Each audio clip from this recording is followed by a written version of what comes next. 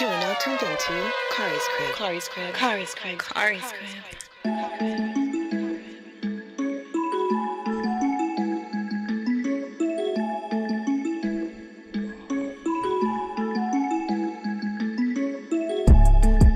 What's good and Tim, pretty people? Thursday evening. My name is Khary. This is my crib.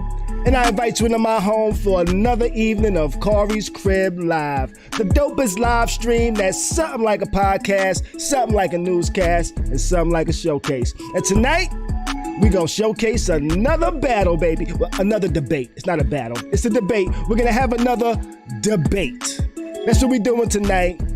Trump, Biden, they're going to be hitting the stage. They're going to be talking shit to one another. They're going to be trying to convince us that we should vote for them, you know? And are they going to be convincing? I don't know. I think it's going to be interesting. You know, they got some new rules tonight.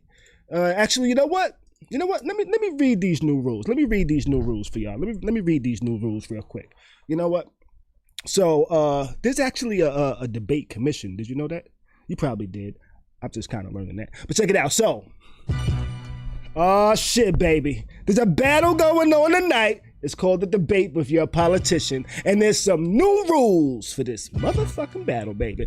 So here goes the new rules that the debate commission adopted for this debate, all right? So Donald Trump, Joe Biden will have their microphones cut off in tonight's debate while their rivals deliver their opening 2-minute answer to each of the debate topics. This is going to be a 90-minute debate.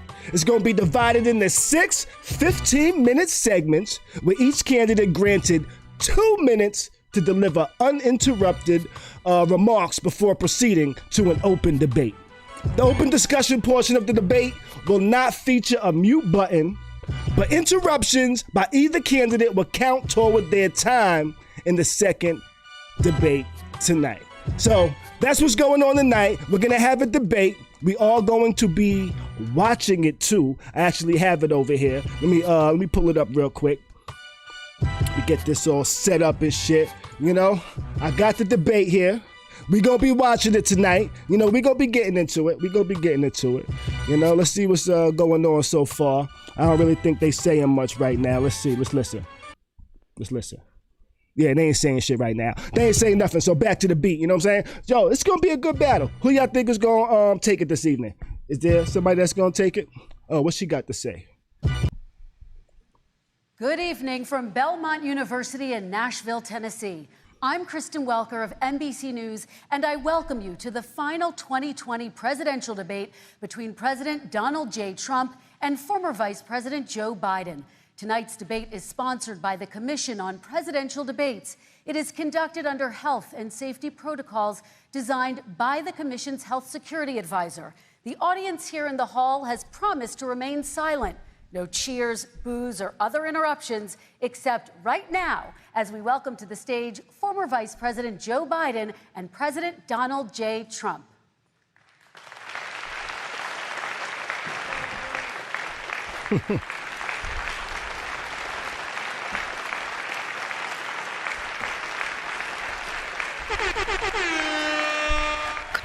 Khary's Crib.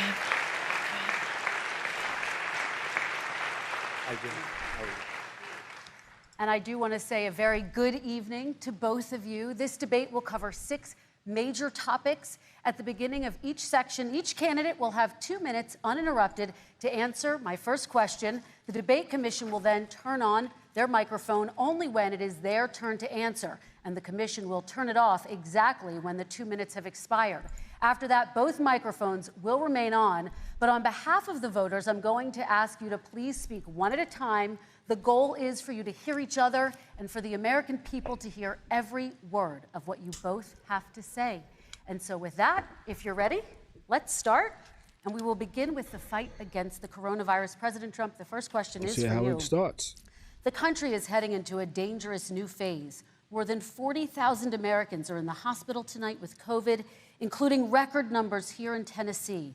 And since the two of you last shared a stage, 16,000 Americans have died from COVID. So please be specific. How would you lead the country during this next stage of the coronavirus crisis? 2 minutes, uninterrupted. So, as you know, 2.2 million people modeled out were expected to die. We closed up the greatest economy in the world in order to fight this horrible disease that came from China. It's a worldwide pandemic. It's all over the world. On that you see China the spikes shit. in Europe and many other places right now. If you notice, the mortality rate is down 85%. The excess mortality rate is way down and much lower than almost any other country. And we're fighting it, and we're fighting it hard. There is a spike. There was a spike in Florida, and it's now gone. There was a very big spike in Texas. It's now gone. There was a very big spike in Arizona. It's now gone.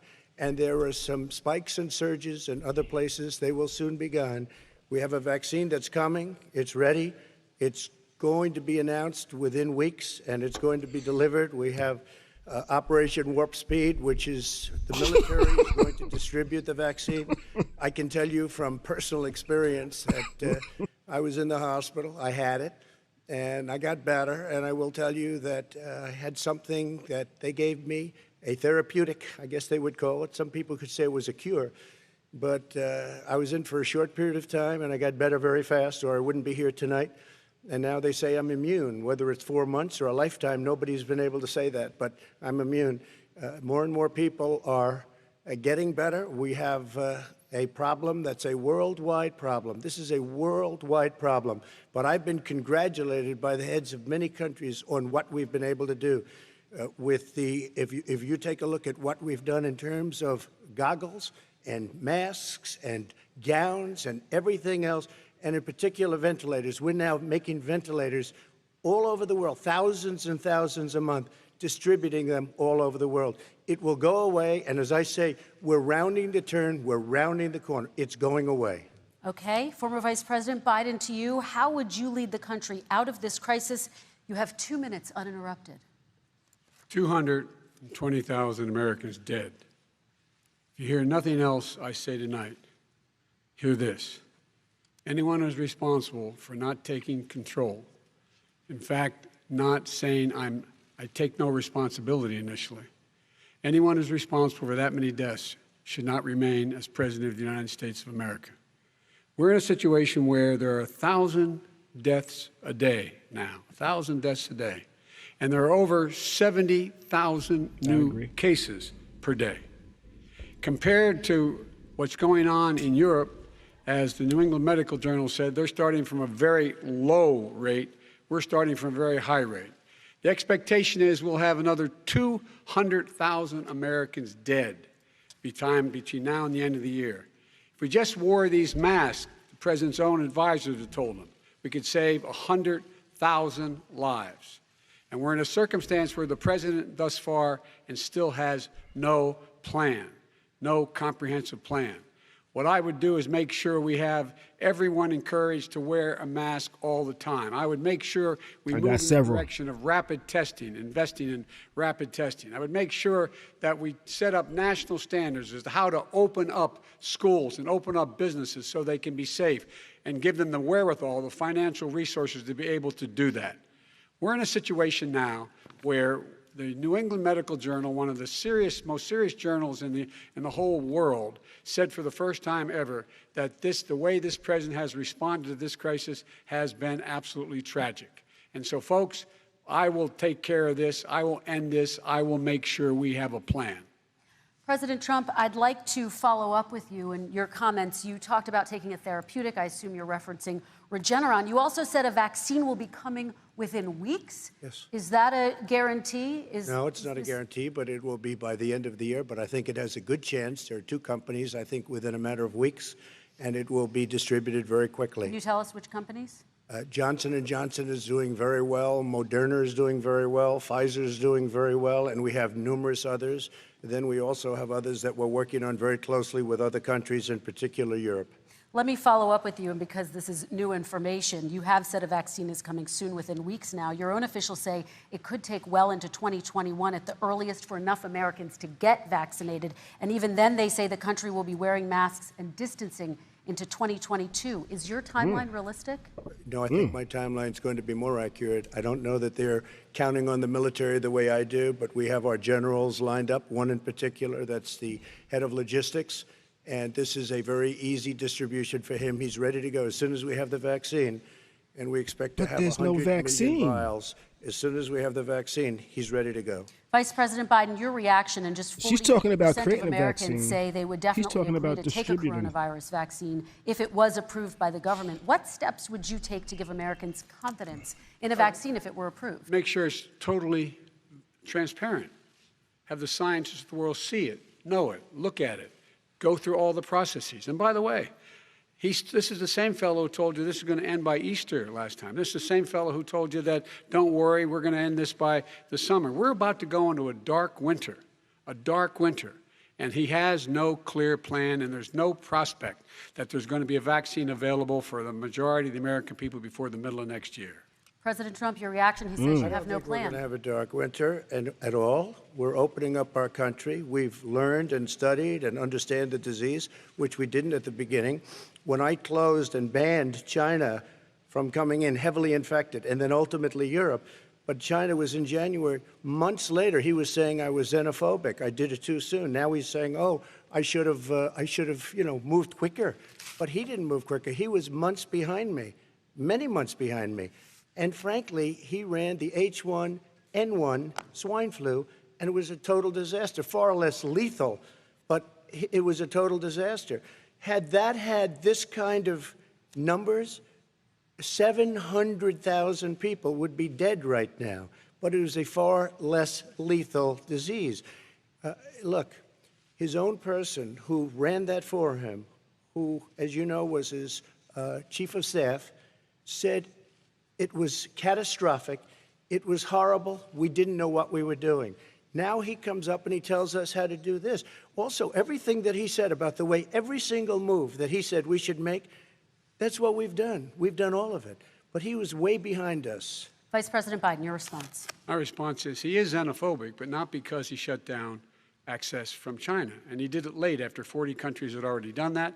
In addition to that, what he did, he made sure that we had 44 people that were in there in China trying to get to Wuhan to determine what exactly the source was. What did the president say in January? He said, no, he said, he's being transparent. The president of China is being transparent. We owe him a debt of gratitude. We have to thank him. And then what happened was we started talking about using the Defense Act to make sure we go out and get whatever is needed out there to protect people. And again, I go back to this. He had nothing. He did virtually nothing. And then he gets out of the hospital and he talks about, don't worry. Y'all are going in on the chat. Come on. There's not another serious scientist in the world who thinks it's going to be over soon. President Trump, your reaction? I say over soon. I say we're learning to live with it. We have no choice. We can't lock ourselves up in a basement like Joe does. He has the ability to lock himself up. I don't know. He's obviously made a lot of money someplace, but he has this thing about living in a basement. People can't do that. By the way, Trump I, just be as the taking president, shots. couldn't do that. I'd love to put myself in the basement or in a beautiful room in the White House and go away for a year and a half until it disappears. I can't do that. And Kirsten, every meeting I had, and I'd meet a lot of families, including Gold Star families and military families, every meeting I had, and I had to meet them. I had to. It would be horrible to have canceled everything. I said, this is dangerous. And you catch it. And, I caught it. I learned a lot. Great doctors, great hospitals. Yeah, he be And having now I mad recovered. irrelevant anecdotes. 99.9 of young people recover. 99% of people recover. We have to recover. We can't close up our nation. We have to open our school, and we can't close up our nation, or you're not going to have a nation. And of course, the CDC has said young people can get sick with COVID-19 and can pass it. Vice President Biden, I want to talk broadly about strategy, though. Can I respond to that? 30 seconds, please, and then I have a question. No, number one, he says that we're learning to live with it. People are learning to die with it. You folks home will have an empty chair at the kitchen table this morning.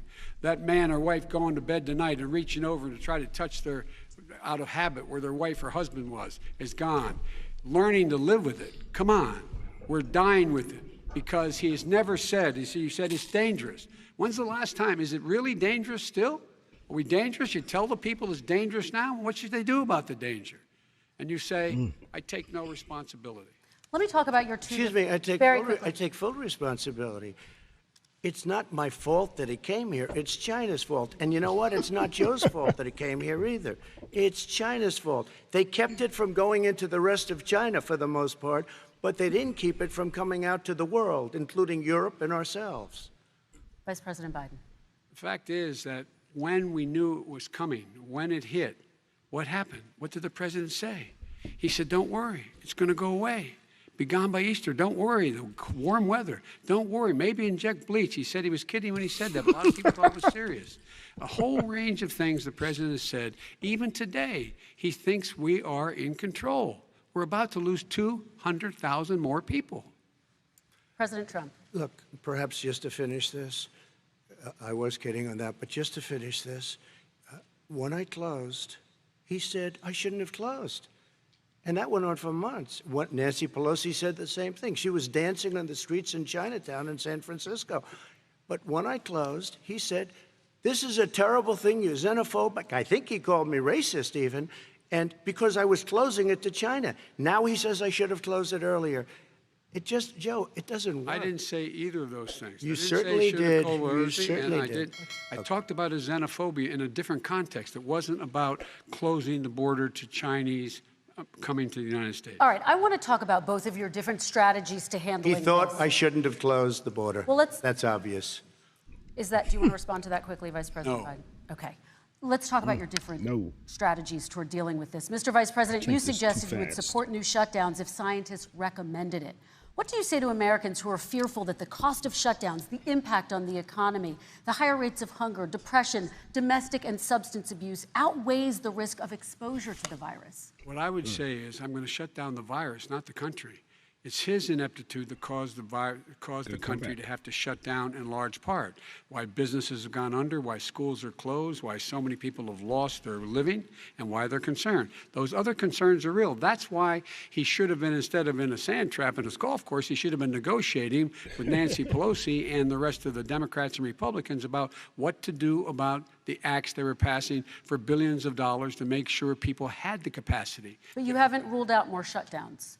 Well, no, I'm not shutting down the neighbor, but there are, look, you need standards. The standard is if you have a reproduction rate in a community that's above a certain level, everybody says, slow up, more social distancing, do not open bars and do not open gymnasiums, do not open until you get this under control, under more control. But when you do open, give the people the capacity to be able to open and have the capacity to do it safely. For example, schools. Schools, they need a lot of money to open. They need to deal with ventilation systems. They need to deal with smaller classes, more teachers, more pods. And he's refused to support that money, or at least up to now. Let's talk about schools. President Trump, I think we have to respond, if I might. please, and then I have a follow-up. I'm sipping on some vodka and soda right All now. he does is talk about shutdowns. It's but go, I forget need about some him. more. His Democrat governors, Cuomo in New York, you look at what's going on in California, you look at Pennsylvania, North Carolina, Democrats all, they're shut down so tight and they're dying. They're dying. And he supports all these people. All he talks about is shutdowns. No, we're not going to shut down, and we have to open our schools. And it's like, as an example, I have a young son. He also tested positive. By the time I spoke to the doctor the second time, he was fine. It just went away.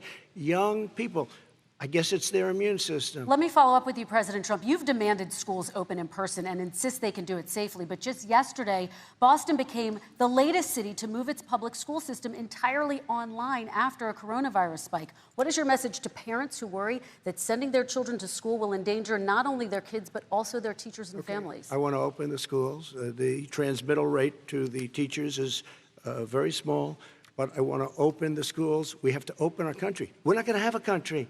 You can't do this. We can't keep this country closed. This is a massive country with a massive economy. People are losing their jobs. They're committing suicide. There's depression, alcohol, drugs at a level that nobody's ever seen before. There's abuse, tremendous abuse. We have to open our country.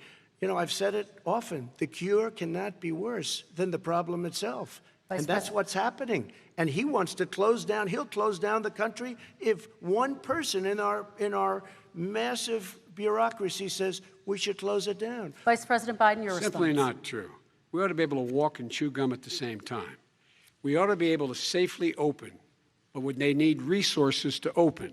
You need to be able to, for example, if you're going to open a business, have social distancing within the business. You need to have, if you have a restaurant, you need to have plexiglass dividers so people cannot infect one another. You need to be in a position where you can take testing rapidly and know whether a person is in fact infected. You need to be able to trace. You need to be able to provide all the resources that are needed to do this. And that is not inconsistent with saying that what we're going to make sure that we open safely. And by the way, all you teachers out there, not that many of you are going to die, so don't worry about it. So don't worry about it. Come on. President Trump, let me follow up with you quickly. By the way, I will say this. If you go and look at what's happened to New York, it's a ghost town. It's a ghost town. And when you talk about plexiglass, these are restaurants that are dying. These are businesses with no money. Putting up plexiglass is unbelievably expensive, and it's not the answer. I mean, you're going to sit there in a cubicle wrapped around with plastic.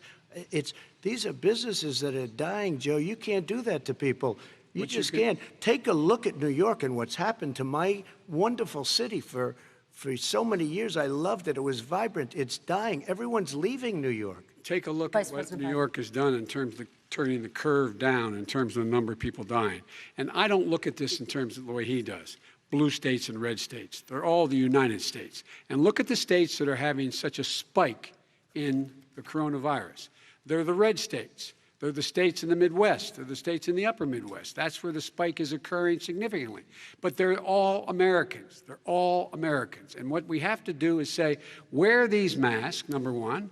Make sure we get the help that the businesses need that has money's already been passed to do that. It's been out there since the beginning of the summer, and nothing's happened. President, New York has lost more than 40,000 people, 11,000 people in nursing homes. President Trump, what when about... you say spike, take a look at what's happening in Pennsylvania, where they've had it closed. Take a look at what's happening with your friend in Michigan, where her husband's the only one allowed to do anything. It's been like a prison. Now it was just ruled unconstitutional. Take a look at North Carolina. They're having spikes, and they've been closed. And they're getting killed financially. We can't let that happen, Joe. You can't let that happen. We have to open up. And we understand the disease. We have to protect our seniors. We have to protect our elderly. We have to protect especially our seniors with heart problems and diabetes problems. And we will protect them. We have the best testing in the world by far. That's why we have so many cases. Let me follow up with you before we move on to our next section. President Trump, this week you called Dr. Anthony Fauci, the nation's best-known infectious disease expert, quote, a disaster. You described him and other medical experts as, quote, idiots. If you're not listening to them, who are you listening to as you fight this? I'm listening to all of them, including Anthony. I get along very well with Anthony. But he did say, don't wear masks. He did say, as you know, this is not going to be a problem. I think he's a Democrat, but that's okay. He said, this is not going to be a problem. We are not going to have a problem at all. When Joe says that, I said, Anthony Fauci said, and others, and many others, and I'm not knocking him a lot. Nobody knew. Look, nobody knew what this thing was. Nobody knew where it was coming from, what it was. We've learned a lot. But Anthony said, don't wear masks. Now he wants to wear masks. Anthony also said, if you look back, exact words, here's his exact words. This is no problem. This is going to go away soon. So he's allowed to make mistakes. He happens to be a good person. Vice President Biden, your response quickly, and then we're going to move on to the next section. My response is that think about what the president knew in January and didn't tell the American people. He was told this was a serious virus that spread in the air, and it was much worse than the flu. He went on record and said to one of your colleagues, recorded, that in fact he knew how dangerous it was, but he didn't want to tell us. He didn't want to tell us because he didn't want us to panic. He didn't want us, Americans don't panic. He panicked. But guess what? In the meantime, we find out in the New York Times the other day that, in fact, his folks went to Wall Street and said this is a really dangerous thing. And a memo out of that meeting, not from his administration, but from some of the brokers, said sell short because we got to get moving. It's a dangerous problem. Well, this is I'm going to give you 30 seconds to respond, and then we're going to move on. The Wall Street one, I don't know. Somebody went to Wall Street. You're the one that takes all the money from Wall Street. I don't take it. I have. You have raised a lot of money, tremendous amounts of money. And every time you raise money, deals are made, Joe. I could raise so much more money. As president and as somebody that knows most of those people, I could call the heads of Wall Street, the heads of every company in America. I would blow away every record, but I don't want to do that because it puts me in a bad position. And then you bring up Wall Street. You shouldn't be bringing up Wall Street because you're the one that takes the money from Wall Street, not me. I could blow away your records that, like you wouldn't believe. We don't need money. We have plenty of money. In fact, we beat Hillary Clinton with a tiny fraction of the money that she was able to. All right, gentlemen, we're going to move on. Don't tell me about Wall Street. Average contribution, $43. All right, we're going to move on to our next section, which is national security. And I do want to start with the security of our elections and some breaking news from overnight. Just last night, top intelligence officials confirmed again that both Russia and Iran are working to influence this election. Both countries have obtained U.S. voter registration information, these officials say, and Iran sent intimidating messages to Florida voters. This question goes to you, Mr. Vice President. What would you do to put an end to this threat? You have 2 minutes uninterrupted. I made it clear, and I ask everyone else to take the pledge. I made it clear that any country, no matter who it is, that interferes in American elections will pay a price. They will pay a price. And it's been overwhelmingly clear this election, I won't even get into the last one, this election, that Russia has been involved, China has been involved to some degree, and now we learn that Iran is involved. They will pay a price if I'm elected. They're interfering with American sovereignty. That's what's going on right now. They're interfering with American sovereignty. And to the best of my knowledge, I don't think the president said anything to Putin about it.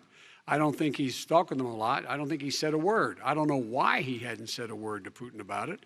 And I don't know what he has recently said, if anything, to the Iranians. My guess is he'd probably be more outspoken with regard to the Iranians. But the point is this, folks.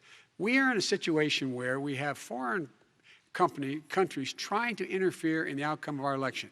His own national security advisor told him that what is happening with his buddy, I will.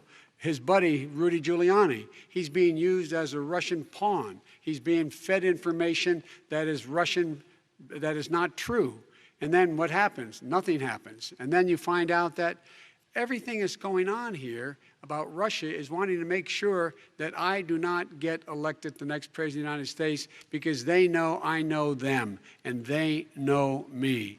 I don't understand why this president is unwilling to take on Putin when he's actually paying bounties to kill American soldiers in Afghanistan, when he's engaged in activities that are trying to destabilize all of NATO.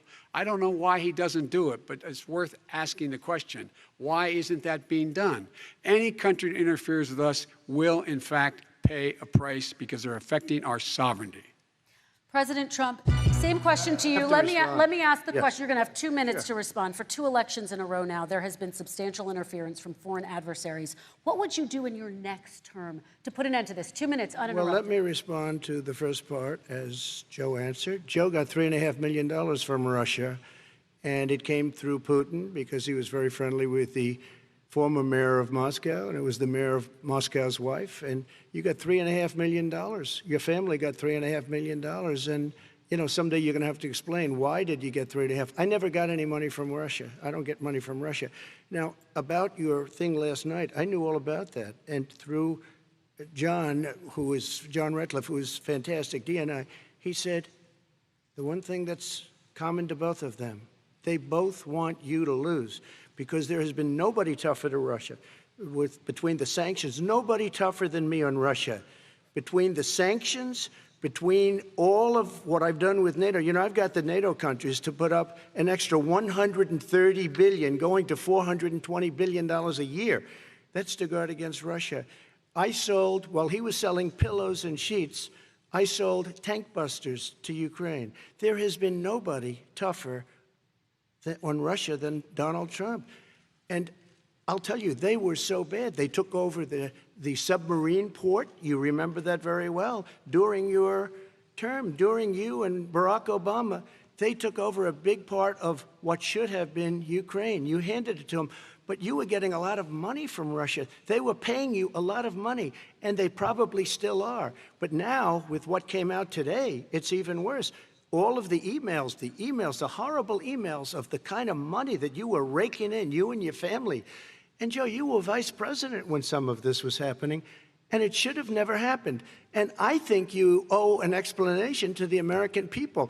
Why is it? Somebody just had a news conference a little while ago who was essentially supposed to work with you and your family, but what he said was damning. And regardless of me, I think you have to clean it up and talk to the American people. Maybe you can do it right now.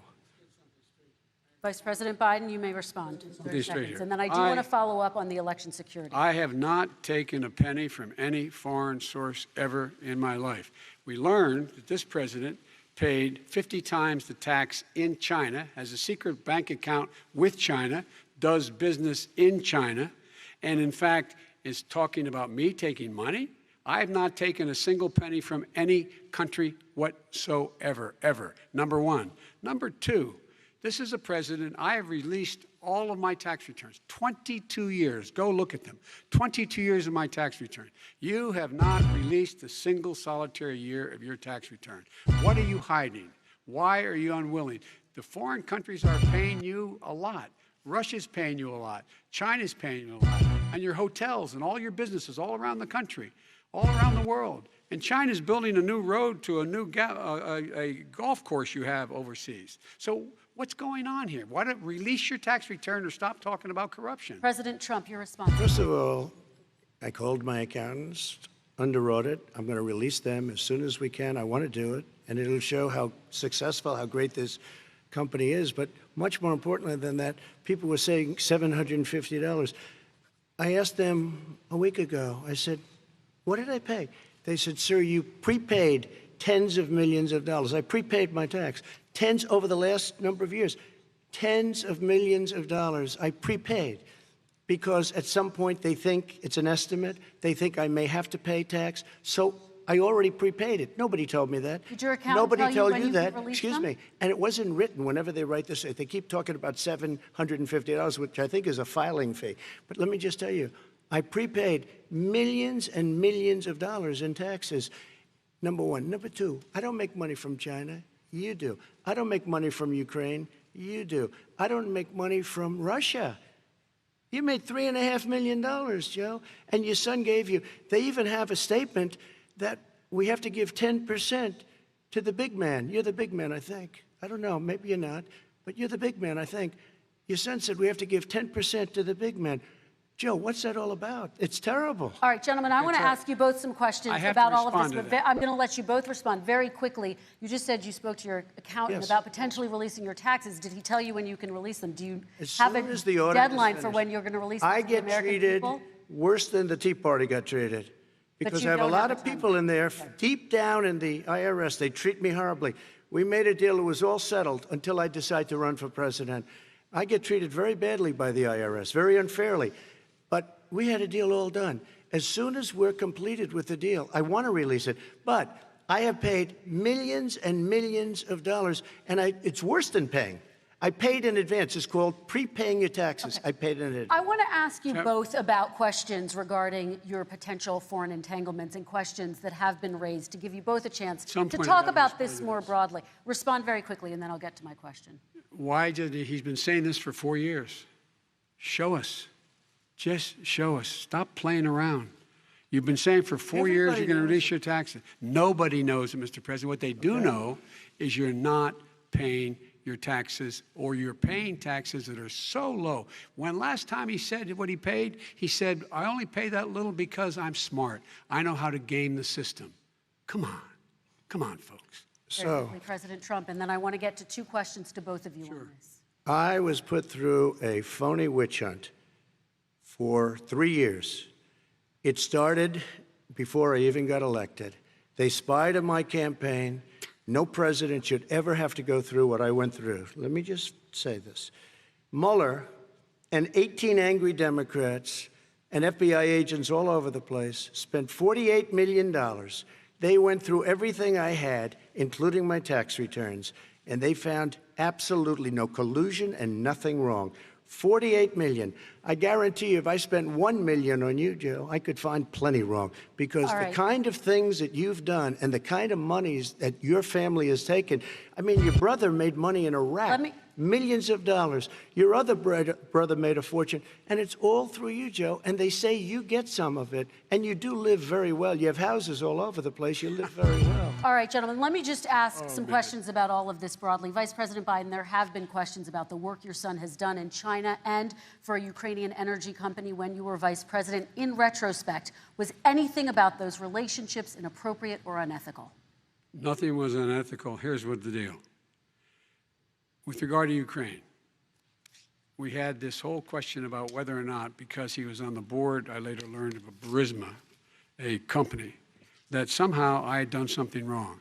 Yet every single solitary person, when he was going through his impeachment, testifying under oath who worked for him, said, I did my job impeccably. I carried out U.S. policy. Not one single solitary thing was out of line. Not a single thing, number one. Number two, the guy who got in trouble in Ukraine was this guy trying to bribe the Ukrainian government to say something negative about me, which they would not do and did not do because it never, ever, ever happened. My son has not made money in terms of this thing about, what are you talking about, China. I have not had, the only guy made money from China is this guy. He's the only one. Nobody else has made money from China. President Trump, let me ask my question to you. But could I just one thing? Very quickly. His son didn't have a job for a long time, was sadly no longer in the military service. I won't get into that. And he didn't have a job. As soon as he became vice president, Burisma, not the best reputation in the world. I hear they paid him $183,000 a month. Listen to this.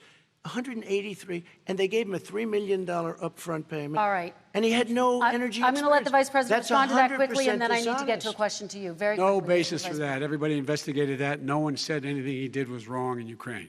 Okay, President Trump, this is for you. Since you took office, you've never divested from your business. You've personally promoted your properties abroad.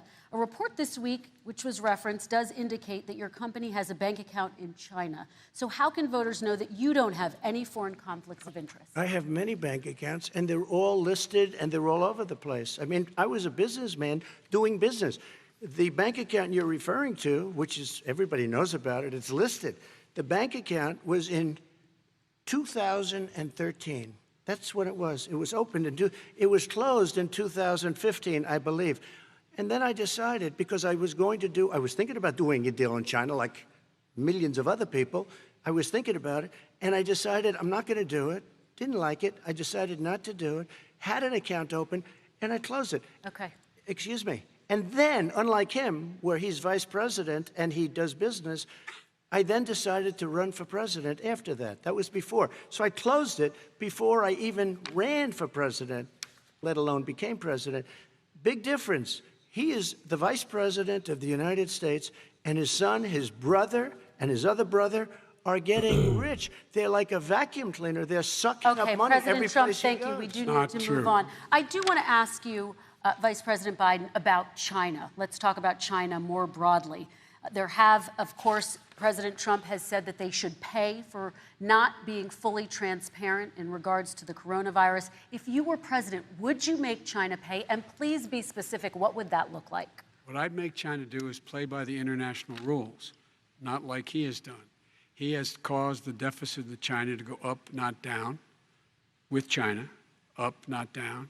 We are making sure that in order to do business in China, you have to give all your intellectual property. You have to have a partner in China. It's 51%.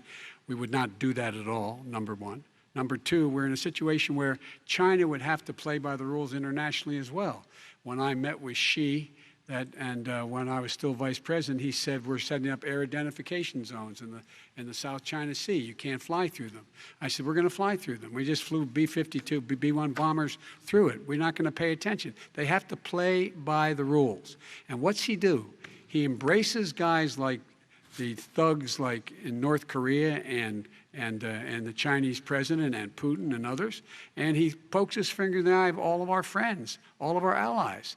We make up we're 25% of the world's economy. We need to be having the rest of our friends with us saying to China, these are the rules. You play by them or you're going to pay the price for not paying by them economically.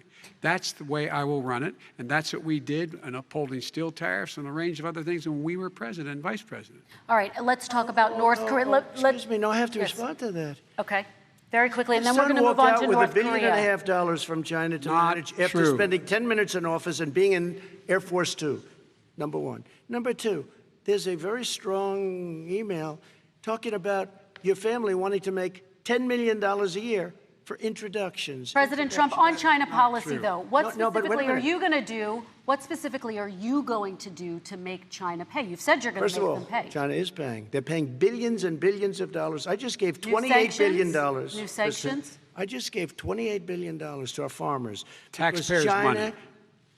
It's what? Taxpayers' money. Didn't No, come no, from yeah, China. you know who the taxpayer is? It's called China. China paid true. $28 billion, and you know what they did to pay it, Joe? They devalued their currency, and they also paid up. And you know who got the money? Our farmers, our great farmers, because they were targeted. You never charged them anything. Also, I charged them 25% on dumped steel because they were killing our steel industry. We were not going to have a steel industry. Okay. And now we have a steel Okay, industry. Vice President Biden, your response, please. My response is, look, this isn't about, there's a reason why he's bringing up all this malarkey. There's a reason for it. He doesn't want to talk about the substantive issues. It's not about his family and my family. It's about your family. And your family's hurting badly. If you're making less than, if you're a middle-class family, you're getting hurt badly right now. You're sitting at the kitchen table this morning deciding, well, we can't get new tires, they're bald because we have to wait another month or so. Or are we going to be able to pay the mortgage? Or who's going to tell her she can't go back to community college? They're the decisions you're making in the middle-class families like I grew up in Scranton and Claymont. They're in trouble. We should be talking about your families, but that's the last thing he wants to talk about. I want That is a to talk typical about statement. North Korea. Excuse me, just I do for want 1 to turn second, to please. 10 seconds, Mr. President. That's 10 a seconds. typical political statement. Let's get off this China thing, and then he looks, the family, around the table, everything. Just a typical politician when I see that. Let's talk about I'm not North a typical Korea now. politician. Okay, That's why I President got elected. Let's get off the subject of China. Let's talk around sitting around the table. All right. Come on, Joe, you can do better. We're going to talk about North Korea now. President Trump, you've met with North Korean leader Kim Jong-un 3 times. You've talked about your beautiful letters with him. You've touted the fact that there hasn't been a war or a long-range missile test. And yet North Korea recently rolled out its biggest ever intercontinental ballistic missile and continues to develop its nuclear arsenal. Do you see that as a betrayal of the relationship you forged? Just 30 seconds here because we need to get on to the next. So when I met with Barack Obama, we sat in the White House right at the beginning, had a great conversation. It was supposed to be 15 minutes, and it was well over an hour. He said the biggest problem we have with North Korea. He indicated we will be in a war with North Korea. Guess what? It would be a nuclear war, and he does have plenty of nuclear capability. In the meantime, I have a very good relationship with him. Different kind of a guy, but he probably thinks the same thing about me. We have a different kind of a relationship. We have a very good relationship, and there's no war. And you know, about 2 months ago, he broke into a certain area. They said, oh, there's going to be trouble. I said, no, they're not, because he's not going to do that. And I was right. Look, instead of being in a war where millions of people, Seoul, you know, is 25 miles away, millions and millions, 32 million people in Seoul, millions of people would be dead right now. President we Trump, don't have that's a war, 30 and I have a seconds. good Thank relationship. you. Vice President Biden, to you, North Korea conducted 4 nuclear tests. holding under it the down. Obama She holding it down administration. tonight. Why do you think you would be able to rein in this persistent threat right Because I'd make it clear, which we were making clear to China, they had to be part of the deal. Because here's I made it clear, and as a spokesperson of the administration when I went to China, that they said, why are you moving your missile defense up so close? Why are you moving more forces here? Why are you continuing to do military maneuvers with South Korea? I said, because North Korea is a problem, and we're going to continue to do it so we can control them. We're going to make sure we can control them and make sure they cannot hurt us. And so if you want to do something about it, step up and help. If not, it's going to continue. What has he done? He's legitimized North Korea. He's talked about his good buddy, who's a thug, and he talks about how we're better off. And they have much more capable missiles, able to reach U.S. territory much more easily than ever did before. Let me follow up with you, Vice President Biden. You've said you wouldn't meet with Kim Jong-un without preconditions. Are there any conditions under which you would meet with him? On the condition that he would agree that he would be drawing down his nuclear capacity. to get that the Korean Peninsula should be a nuclear-free zone. All right, let's move on to American families. Kristen, they tried Very to quickly, meet with 10 him. seconds, They President. tried to meet with him. He wouldn't do it. He didn't like Obama. He didn't like him. He wouldn't do it. Okay, I know got to for give him a fact they chance to tried. respond to that He before He we jumps move on. in after And that's every okay. statement. You know what? North Korea, we're not in a war. We have a good relationship. You know, He people jumps don't in understand. after every Having a statement. good President relationship Trump, with we have leaders to of move other on, 'cause countries we have is a lot a of good thing. We have a lot of questions to get Yes, to. not That's Your bad. like response. saying we had a good relationship with Hitler before he, in fact, invaded Europe, the rest of Europe. Come on. The reason he would not meet with President Obama is This because nigga's President Obama scared. said, we're going to talk about denuclearization. We're not going to legitimize you, and we're going to continue to put stronger and stronger sanctions on you. That's why he wouldn't meet with us. All right, And let's it didn't move happen. on. Let's Excuse move on me. and talk He about left American me a families. mess, Kristen. President Trump, okay, we do They need to left move on. me a mess. North Korea was a mess. We And need in fact, to you move on so that remember we the can first get to 2 all or of 3 other months? questions tonight, There was a President very Trump. dangerous period in my first 3 months before we sort of worked things out a little bit. Okay. There was a they left us a mess. And Obama would be, I think, the first to say it was the single biggest problem he thought that our country had. Okay, let's move on to American families and the economy. One of the issues that's most important to them is health care, as you both know. Today, there was a key vote on a new Supreme Court Justice, Amy Coney Barrett, and health care is at the center of her confirmation fight. Over 20 million Americans get their health insurance through the Affordable Care Act. It's headed to the Supreme Court, and your administration, Mr. President, is advocating for the court to overturn it. If the Supreme Court does overturn that law, those 20 million Americans could lose their health insurance almost overnight. So what would you do if those people have their health insurance taken away? You have 2 minutes uninterrupted. Sure. First of all, I've already done something that nobody thought was possible. Through the legislature, I terminated the individual mandate. That is the worst part of Obamacare, as we call it. The individual mandate where you have to pay a fortune for the privilege of not having to pay for bad health insurance. I terminated. It's gone. Now it's in court because Obamacare is no good. But then I made a decision. Run it as well as you can to my people, great people. Run it as well as you can. I could have gone the other route and made everybody very unhappy. They ran it. Premiums are down. Everything's down. Here's the problem. No matter how well you run it, it's no good. What we'd like to do is terminate it. We have the individual mandate done. I don't know that it's going to work. If we don't win, we will have to run it, and we'll have Obamacare, but it'll be better run. But it no longer is Obamacare, because without the individual mandate, it's much different. Pre-existing conditions will always stay. What I would like to do is a much better health care, much better, will always protect people with pre-existing. So I'd like to terminate Obamacare, come up with a brand new, beautiful health care. The Democrats will do it because there'll be tremendous pressure on them, and we might even have the House by that time, and I think we're going to win the House, okay? You'll see, but I think we're going to win the House.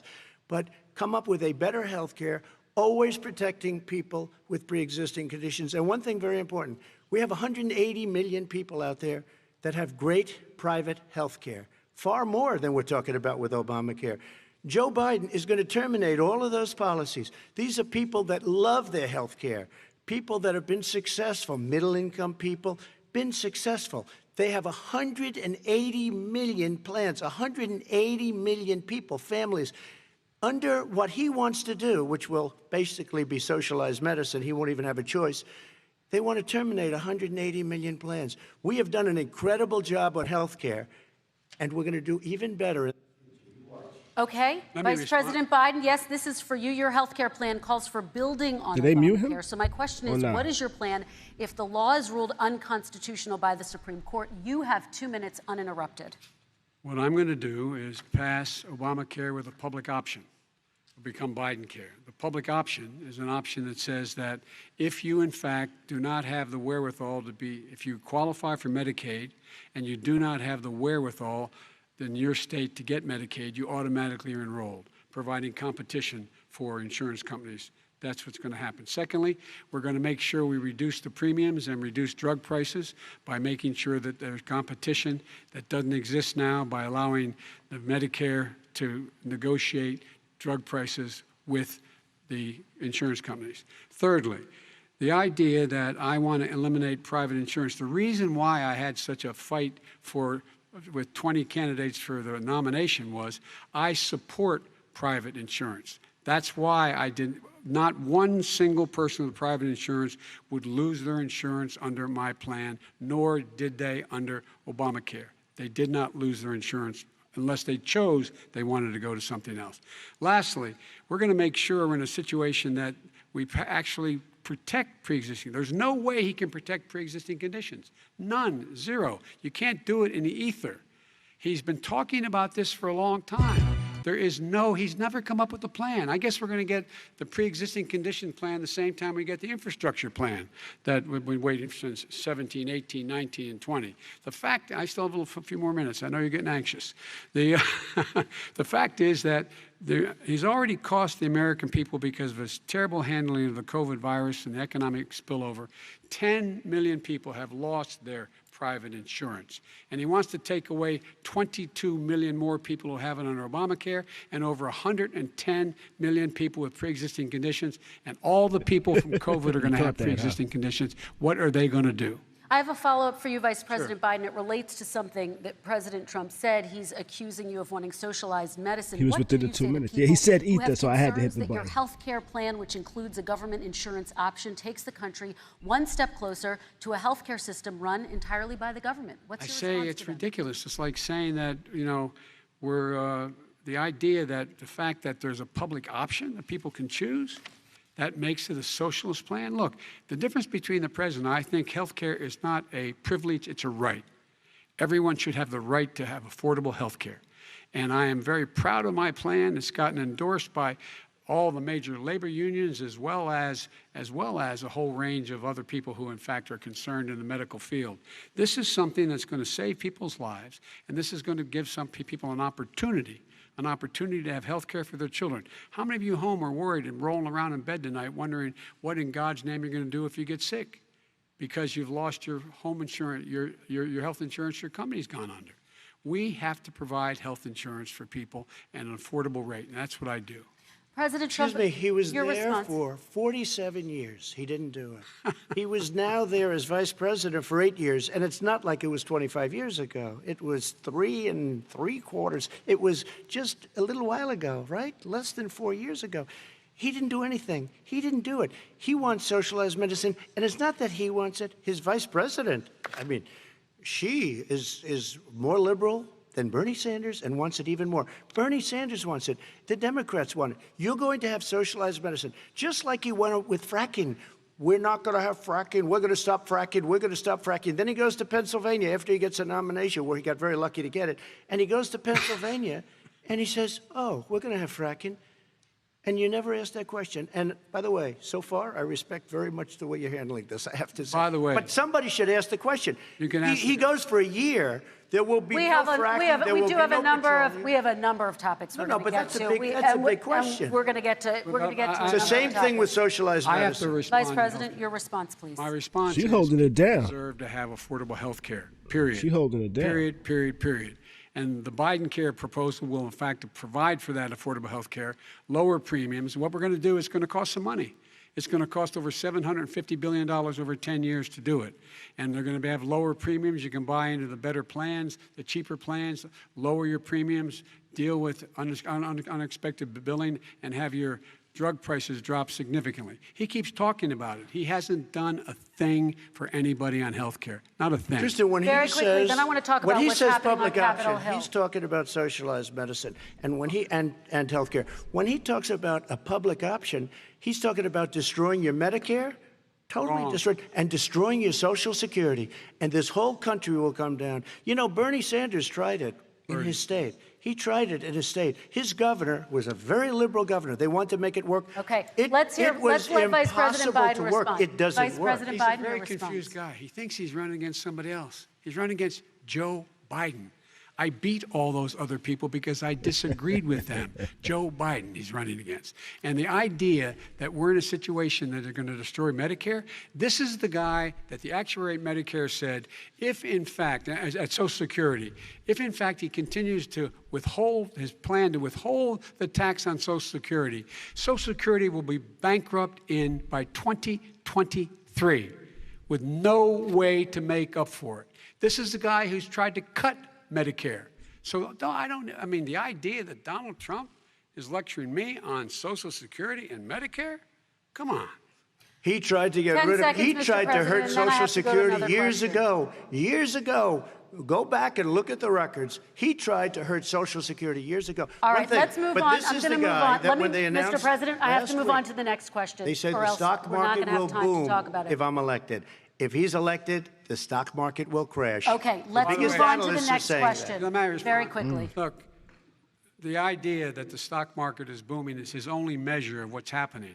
Where I come from in Scranton and Claymont, the people don't live off of the stock market. Just in the last three years during this crisis, the billionaires in this country made, according to the Wall Street, $700 billion more dollars. $700 billion more dollars, because that's his only measure. What happens to the ordinary people out there?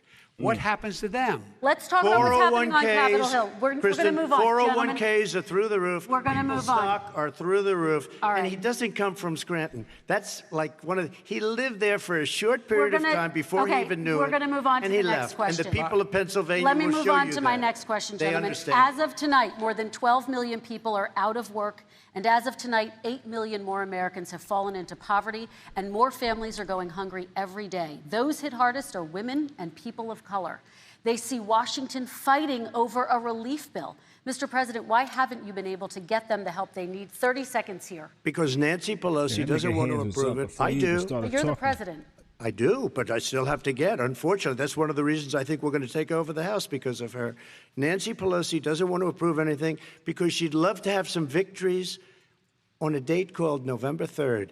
Nancy Pelosi does not want to approve it. We are ready, willing, and able to do something. Don't forget, we've already approved 3 plans, and it's gone through, including the Democrats, in all fairness. This one she doesn't want. It's near the election because she thinks it helps her politically. I think it hurts her politically. All right, Mr. Vice President, The Republican leader in the United States Senate said he can't pass it. He will not be able to pass it. He does not have Republican votes. Why isn't he talking to his Republican friends? let me follow up with you, Vice President we made a Biden, deal, the because Republicans let me will ask pass Vice it. President Biden a question. You are the leader of the Democratic Party. Why have you not pushed the Democrats to get a deal for the American people? Well, I have, and they have pushed it. Look, they passed this act all the way back in the beginning of the summer. This is like it's not new. It's been out there. This HEROES Act has been sitting there. And look at what's happening. When I was in charge of the Recovery Act with $800 billion, I was able to get $145 billion to local communities that have to balance their budgets and states that have to balance their budgets, so then have to fire firefighters, teachers, first responders, law enforcement officers, so they can keep their cities and counties running. He will not support that. They have not done a thing for them. And Mitch McConnell said, let them go bankrupt. Let them go bankrupt. Come on. What's the matter with these guys? The bill that was passed in the House was a bailout of badly run, high-crime, Democrat, all run by Democrats, cities and states. It was a way of getting a lot of money, billions and billions of dollars to these states. It was also a way of getting a lot of money from our people's pockets to people that come into our country illegally. We were going to take care of everything for them. And what that does, and I'd love to do that, I'd love to help them, but what that does, everybody all over the world will start pouring into our country. We can't do it. This was a way of taking care of them. This was a way of spending on things that had nothing to do with COVID, as per your question. But it was really a big bailout for badly run Democrat cities and states. All right, By the way, I want to. if I get elected, I'm running as a proud Democrat, but I'm going to be an American president. I don't see red states and blue states. What I see is American, United States. And folks, every single state out there finds themselves in trouble. They're going to start laying off, whether they're red or blue, cops, firefighters, first responders, teachers, because they have to balance their budget. And the founders were smart. They allowed the federal government to deficit spend to compensate for the United States of America. I want to talk about the minimum wage. he's wearing a gentlemen. blue Mr. tie. Vice President, we are talking a lot about struggling small businesses Yes. and business owners these days. Do you think this is the right time to ask them to raise the minimum wage? You, of course, support a $15 federal minimum wage. I do, because I think one of the things we're going to have to do is we're going to have to bail them out, too. We should be bailing them out now, those small businesses. You got 1 in 6 of them going under. they're not going to be able to make it back. They passed a package that allows us to be able to call PPP. Money is supposed to go to help them do everything from organize how they can deal with their businesses being open safely. Schools, how they can make classrooms smaller, how they can hire more teachers, how they can put ventilation systems in. They need the help. The businesses as well as the schools need the help. But these guys will not help them. It's not giving them any of the money. We are going to move on to immigration, one thing very but I quickly, want he to get said we your have to help our reaction. small businesses by raising the minimum wage. That's not helping. I think it should be a state option. Alabama is different than New York. New York is different from Vermont. Every state is different. It should be a state option. You said very recently. We have recently. to help. It's very important. We have to help our small businesses. How are you helping your small businesses when you're forcing wages? What's going to happen, and what's been proven to happen, is when you do that, these small businesses fire many of their employees. You said very recently you would by the way. consider raising the federal minimum it. wage to $15 Say an it. hour. You said recently you would consider raising the federal minimum wage to What I $15 an hour. really Is that still the case? And I would consider it to an extent, but In a what I second really administration? in a second administration, but not to a level that's going to put all these businesses out of business. It should be a state option. Look, I've lived in different places. I know different places. They're all different. Some places, $15 is not so bad. In other places, other states, $15 would be Okay, President ruinous. Trump, thank you. Quick response, Vice President Biden. 2 jobs, 1 job, be below poverty. People are making $6, $7, $8 an hour. These first responders, we all clap for as they come down the street because they've allowed us to make it. What's happening? They deserve a minimum wage of $15. Anything below that puts you below the poverty level. And there is no evidence that when you raise the minimum wage, businesses go out of business. That is simply not true. We're going to talk about immigration. We're going to talk about immigration now, gentlemen, and we're going to talk about families within this context. Mr. President, your administration separated children from their parents at the border, at least 4,000 kids. You've since reversed your zero-tolerance policy, but the United States can't locate the parents of more than 500 children. So how will these families ever be reunited? Children are brought here by coyotes and lots of bad people, cartels, and they're brought here, and they used to use them to get into our country. We now have as strong a border as we've ever had. We're over 400 miles of brand new wall. You see the numbers, and we let people in, but they have to come in legally, and they come in through merit. But how will you reunite these kids with their families, Let me just tell you, Mr. President? they built cages. You know, they used to say, I built the cages, and then they had a picture in a certain newspaper, and it was a picture of these horrible cages, and they said, look at these cages. President Trump built them, and then it was determined they were built in 2014. That was him. Do you have a plan to reunite the kids? Yes, with we're their working on families? it we're trying very hard. But a lot of these kids come out without the parents. They come over through cartels and through coyotes and through gangs. Vice President Biden, let me bring you into this 525 conversation. Quick response and then another question to you. These 500-plus kids came with parents. They separated them at the border to make it a disincentive to come to begin with. Real tough. We're really strong. And guess what? They cannot, it's not coyotes didn't bring them over. Their parents were with them. They got separated from their parents. And it makes us a laughing stock and violates every notion of who we are as a nation. Let me ask you a follow-up Kristen, question. they did it. We changed the policy. Your response they to that? They did it. We changed. Did not They built the separate cages. the Who built the cages, Joe? Let's talk about what Who we're built the talking about. cages, Let's Joe? talk about what we're talking about. What happened? Parents were ripped, their kids were ripped from their arms and separated. And now they cannot find over 500 sets of those parents, and those kids are alone. Nowhere to go. Nowhere to go. It's criminal. It's criminal. Let me ask Kristen, you I about will say this. immigration. They went 10 down. seconds, We and brought then I need to ask reporters, you. everything. They are so well taken care of. They're in facilities that were so clean. But some that of have them gotten haven't been such reunited But with their just ask families. one question. Who built the cages? I'd love you to ask him that. Who built the cages? Let me ask about your immigration policy, Mr. Vice President. The Obama administration did fail to deliver immigration reform, which had been a key promise during the administration. It also presided over record deportations as well as family detentions at the border before changing course. So why should voters trust you with an immigration overhaul now? Because we made a mistake. It took too long to get it right. It took too long to get it right. I'll be president of the United States, not vice president of the United States. And the fact is, I've made it very clear. within 100 days, I'm going to send to the United States Congress a pathway to citizenship for over 11 million undocumented people. And all of those so-called dreamers, those DACA kids, they're going to be immediately certified again to be able to stay in this country and put on a path to citizenship. The idea that they are being sent home by this guy, and they want to do that, is they've gone to a country they've never seen before. I can imagine you're 5 years old, your parents are taking you across the Rio Grande River, and it's illegal. And you say, oh, no, Mom, leave me here. I'm not going to go with you.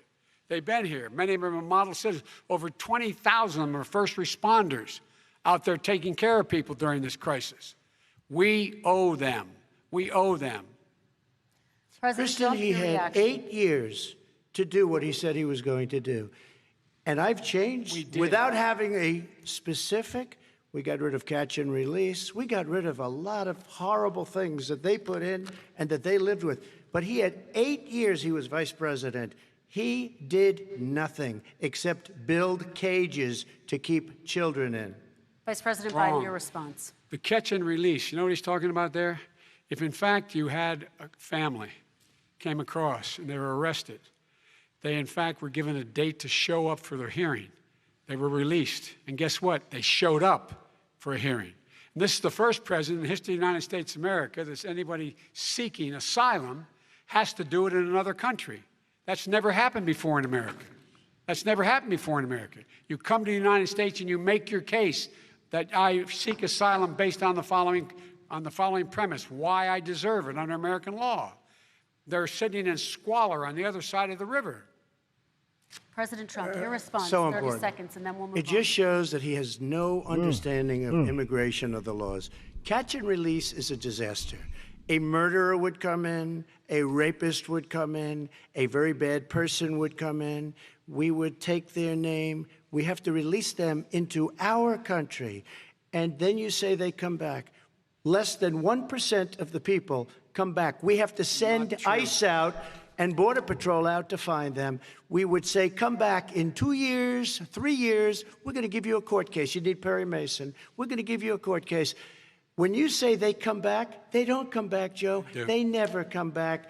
Only the really, I hate to say this, but those with the lowest IQ, they might come back. Okay, President Trump, let's give Vice President Biden a chance to respond, and then we're going to move on to the next section. You don't know the law, Joe. Vice President Biden, your response. So he's saying only stupid people come to court? Not true. Well, check it out. They don't come back. Check it out. All right, let's move on But we don't have to worry about it because section. they terminated it, so we don't have to worry about it Let's anymore. move on to the next And you have section. 525 kids not knowing where in God's name they're going to be and lost their parents. Go ahead. All right, let's talk about our next section, which is race in America. And I want to talk about the way Black and brown Americans experience race in this country. Part of that experience is something called the talk. It happens regardless of class and income. Parents who feel they have no choice but to prepare their children for the chance that they could be targeted, including by the police, for no reason other than the color of their skin. Mr. Vice President, in the next 2 minutes, I want you to speak directly to these families. This should be interesting. Do you understand why these parents fear for their children? I do. I do.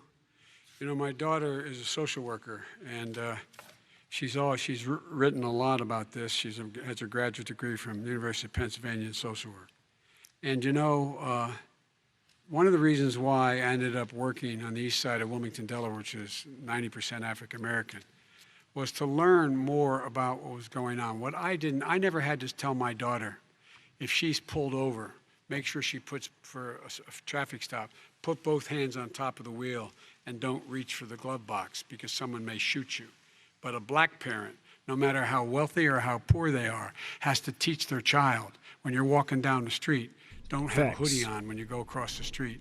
Making sure that you, in fact, if you get pulled over, just yes, sir, no, sir, hands on top of the wheel, because you are, in fact, the victim, whether you're a person making child of a $300,000 a year person or someone who's on food stamps. The fact of the matter is, there is institutional racism in America. And we have always said, we've never lived up to it, that we hold these truths to be self-evident. All men and women are created equal. But guess what? We have never, ever lived up to it, but we've always constantly been moving the needle further and further to inclusion. not exclusion. This is the first president to come along and says, that's the end of that. We're not going to do that anymore. We have to provide for economic opportunity, better education, better health care, better access to schooling, better access to opportunity to borrow money to start businesses. All the things we can do, and I've laid out a clear plan as to how to do those things, just to give people a shot. It's about accumulating the ability to have wealth as well as it is to be free from violence. President Trump, same question to you, and let me remind you of the question I would like you to speak directly to say this these families. bullshit that Do Trump you about to say, understand though? why these parents fear for their children? Yes, I do. And again, he's been in government 47 years. He never did a thing except in 1994 when he did such harm to the black community. And they were called, and he called them super predators. And he said that. He said it, super predators. And they kept never lived that down. 1994, your crime bill, the super predators. Nobody has done more for the black community than Donald Trump. And if you look, with the exception of Abraham Lincoln, possible exception, but the exception of Abraham love Lincoln, this story. nobody has done what I've done. Criminal justice reform, Obama and Joe didn't do it. I don't even think they tried because they had no chance at doing it. They might have wanted to do it, but if you had to see the arms I had to twist to get that done, it was not a pretty picture, and everybody knows it, including some very liberal people that cried in my office. They cried in the Oval Office. 2 weeks later, they're out saying, gee, we have to defeat him. Criminal justice reform, prison reform, opportunity zones with Tim Scott, a great senator from South Carolina. He came in with this incredible idea for opportunity zones. It's one of the most successful programs. People don't talk about it. Tremendous investment is being made. Biggest beneficiary, the black and Hispanic communities, and then historically black colleges and universities. After 3 years of coming to the office, I love some of those guys. They were great. They came into the office and they said, I said, what are you doing? After 3 years, I said, why do you keep coming back? Because we have no funding. I said, you don't have to come back every year. We have to come back because President Obama would never give them long-term funding, and I did. 10-year long-term funding, and I gave them more money than they asked for because they said, I think you need more. And I said, the only bad part about this is I may never see you again because I got very friendly with them, and they like me and I like them. But I saved it. Colleges and universities. Okay, and we're going to talk about both of your records, but your response to that. He didn't answer that response to question, that is, though. I never, ever said what he They cut him off, accused too. me of saying. The fact of the matter is, in 2000, though, after the crime bill had been in the law for a while, this is a guy who said, the problem with the crime bill, there's not enough people in jail. There's not enough people in jail. And go on my website, get the quote, the date when he said it. Not enough people. He talked about marauding gangs, young gangs, and the people who are going to maraud our cities.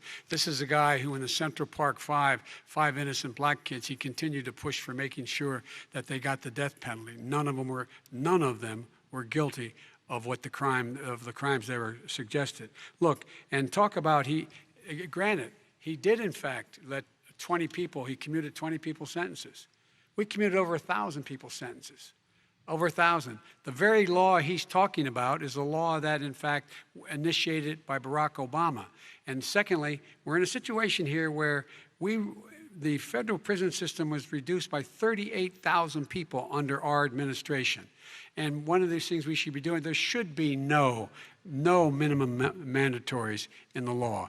That's why I'm offering $20 billion to states to change their state laws to eliminate minimum mandatories and set up drug courts. No one should be going to jail because they have a drug problem. They should be going to rehabilitation, not to jail. We should fundamentally change the system, and that's what I'm going to do. But why didn't he do it 4 years ago? Why didn't you do that 4 years ago, even less than that? Why didn't you do it? You were vice president. You keep talking about all these things you're going to do and you're going to do this, but you were there just a short time ago and you guys did nothing. We did. You know, Joe, I ran because of you. I ran because of Barack Obama, because you did a poor job. If I thought you did a good job, I would have never run. I would have never run. I ran because of you. I'm looking at you now. You're a politician. I ran because of you. All right, Vice President Biden, your response to that, and then I do have some questions for both of you. Well, I tell you what, I hope he does look at me because what's happening here is, you know who I am. You know who he is. You know his character. You know my character. You know our reputations for honor and telling the truth. I am anxious to have this race. I am anxious to see this take place. The character of the country is on the ballot. Our character is on the ballot. Look at us closely. Let me ask some follow-up, please. We're going to have Stuff follow-up. is true about Russia, Ukraine, China, other countries, Iraq. If this is true, then he's a corrupt politician. All right. So don't give me the stuff about how you're this innocent baby. Joe, they're calling you a corrupt politician. Nobody's President Trump, I want to stay on the issue of race. We're talking about the issue. Laptop from hell. President Trump, we're Nobody. talking about race right now, and I do want to stay on the issue of race. President Trump, And I you've have to just respond to that. Please, Because look, very there quickly. are 50 former national intelligence folks who said that what he's accusing me of is a Russian plan. They have said that this has all the five former heads of the CIA, both parties, say what he's saying is a bunch of garbage.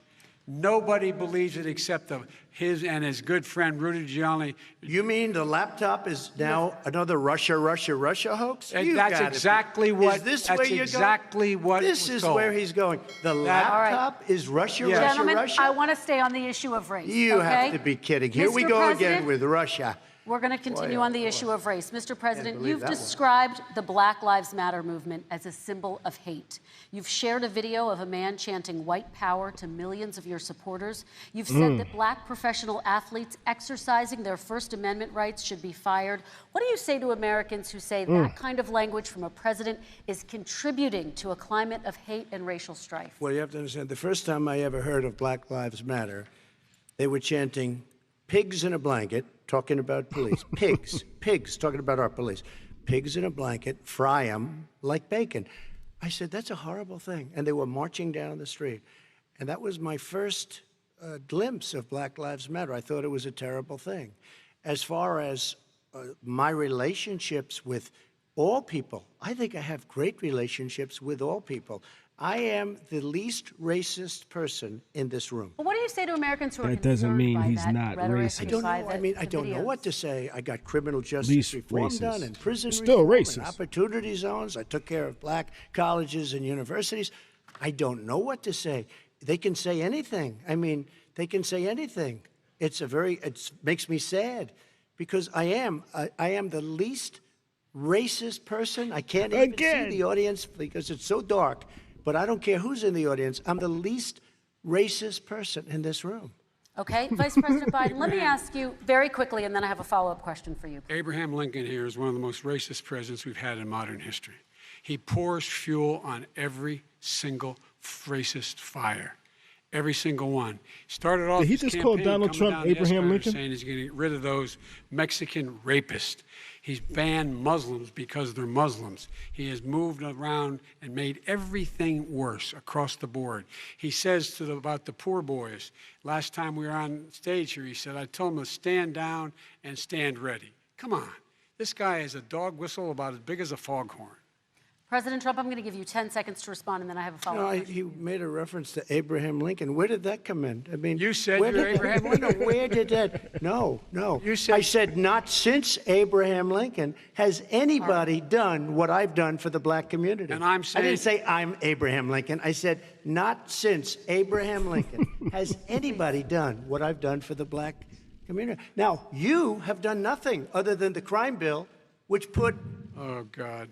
tens of thousands of black men, mostly, in jail. All right, let me- And you know let me what? a- let me they ask remember Vice it President because if you Biden look a at what's question. happening with the voting right now, Let me ask they Vice remember President that Biden you treated them about- very, very badly. The- Just the- take a look at what's happening out there. Vice President Biden, let me give you a chance to respond within this context. Crime bills that you supported in the 80s and 90s contributed to the incarceration of tens of thousands of young black men who had small amounts of drugs in their possession. They are sons, they are brothers, they're fathers, they're uncles, whose families are still to this day, some of them suffering the consequences. So speak to those families. Why should they vote for you? One of the things is that Should in the be 80s, interesting. we passed 100%, all 100 senators voted for it, a bill on drugs and how to deal with drugs. It was a mistake. I've been trying to change the sense, and particularly the portion on cocaine. That's why I've been arguing that, in fact, we should not Particularly send cocaine. anyone to jail for a pure drug offense. They should be going into treatment across the board. That's what we should be spending money on. That's why I set up drug courts, which were never funded by our Republican friends. They got drug treatment for drug dealers? They should not be going to jail across for the board, a right? drug or an alcohol problem. They should be going into treatment. Treatment.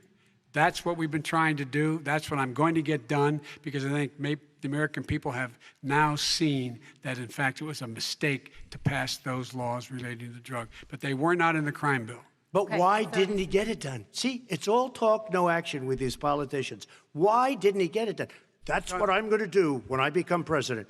You were vice president along with Obama as your president, your leader, for 8 years. Why didn't you get it done? You had 8 years to get it done. Now you're saying you're going to get it done because you're all talk and no action, Jim. We got a lot of it done. We released 38,000. We got 38,000 prisoners left from the. You got nothing done. 38,000 prisoners were released from federal prison. There were over 1,000 people who were given clemency. In fact, we're the ones that put in the legislation saying we could look at pattern and practice of police departments and what they were doing, how they were conducting themselves. I could go on, but we began the process. We began the process. We lost an election. That's why I'm running to win back that election and change his terrible policy. I just asked one question. Why didn't you do it in the 8 years, a short time ago? Why didn't you do it? You just said, I'm going to do that. I'm going to do this. You put tens of thousands of mostly black young men in prison. Now you're saying you're going to undo that. Why didn't you get it done? You had 8 years with Obama. You know what? You got a point. You got a point. And no action. All right, Vice President Biden, and then we're going to move on to the next section. We had a Republican. It's a good clapback right there. It's a good clapback right there. And go ahead and hit that like, hit that subscribe, hit that share button too. You know what I'm saying? All right. You got to talk them into it. We're going to move on to our next section, like I did with criminal justice reform. I had to talk Democrats into it. Gentlemen, we're running out of time, so we got to get on to climate change, please. You both have very different we only got about 8 on minutes. Climate change. President Trump, you say that environmental regulations have hurt jobs in the energy sector. Vice President Biden, you have said you see addressing climate change as an opportunity to create new jobs. For each of you, how would you both combat climate change and support job growth at the same time? Starting with you, President Trump, you have 2 minutes uninterrupted. So we have the Trillion Trees program. We have so many different programs. I do love the environment, but what I want is the cleanest, crystal clear water, the cleanest air. We have the best, lowest number in carbon emissions, which is a big standard that I notice Obama goes with all the time. Not Joe. I haven't heard Joe use the term because I'm not sure he knows what it represents or means, but I have heard Obama use it. And we have the best carbon emission numbers that we've had in 35 years under this administration. We are working so well with industry, but here's what we can't do. Look at China, how filthy it is. Look at Russia. Look at India. It's filthy. The air is filthy. The Paris Accord, I took us out because we were going to have to spend trillions of dollars, and we were treated very unfairly. When they put us in there, they did us a great disservice. They were going to take away our businesses. I will not sacrifice tens of millions of jobs, thousands and thousands of companies because of the Paris Accord. It was so unfair. China doesn't kick in until 2030. Russia goes back to a low standard, and we kicked in right away. It would have destroyed our businesses. So, you ready? We have done an incredible job environmentally. We have the cleanest air, the cleanest water, and the best carbon emission standards that we've seen in many, many years. Vice President Biden. And we haven't destroyed our industries. Vice President Biden, 2 minutes to you, uninterrupted. Climate change and climate warming, global warming, is an existential threat to humanity. We have a moral obligation to deal with it. And we're told by all the leading scientists in the world we don't have much time. We're going to pass the point of no return within the next 8 to 10 years. 4 more years of this man eliminating all the regulations that were put in by us to clean up the climate, to limit limit emissions, will put us in a position where we're going to be in real trouble. Here's where we have a great opportunity.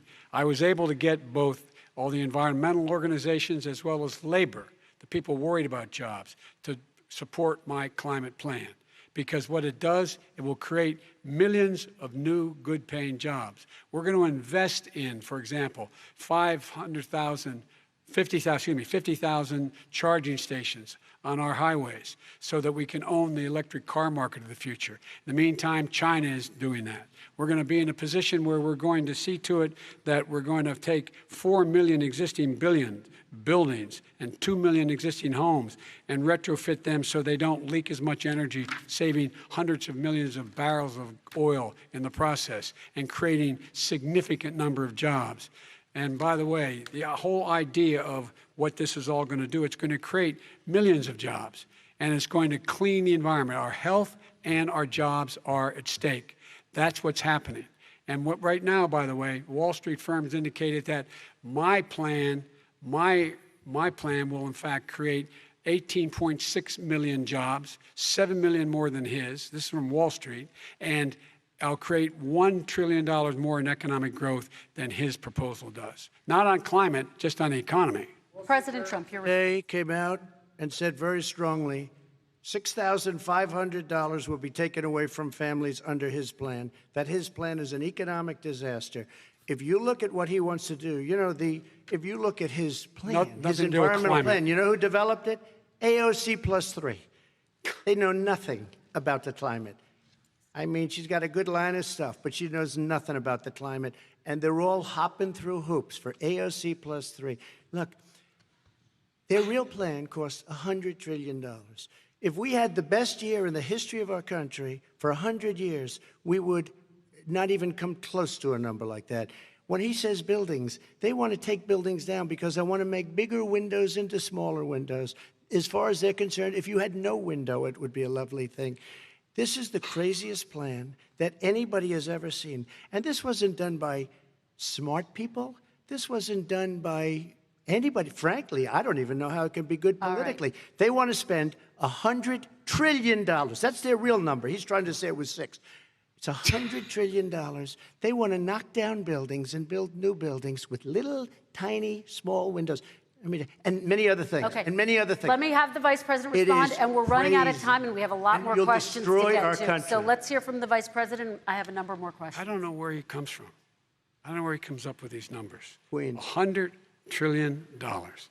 Give me a break. This plan was endorsed by every major environmental group and every labor group. Labor, because they know the future lies. The future lies in us being able to breathe, and they know there are good jobs in getting us there. And by the way, the fastest growing industry in America is solar energy and wind. He thinks wind causes cancer, windmills. It's the fastest growing jobs, and they pay good prevailing wages, $45, $50 an hour. We can grow and we can be cleaner if we go the route I'm proposing.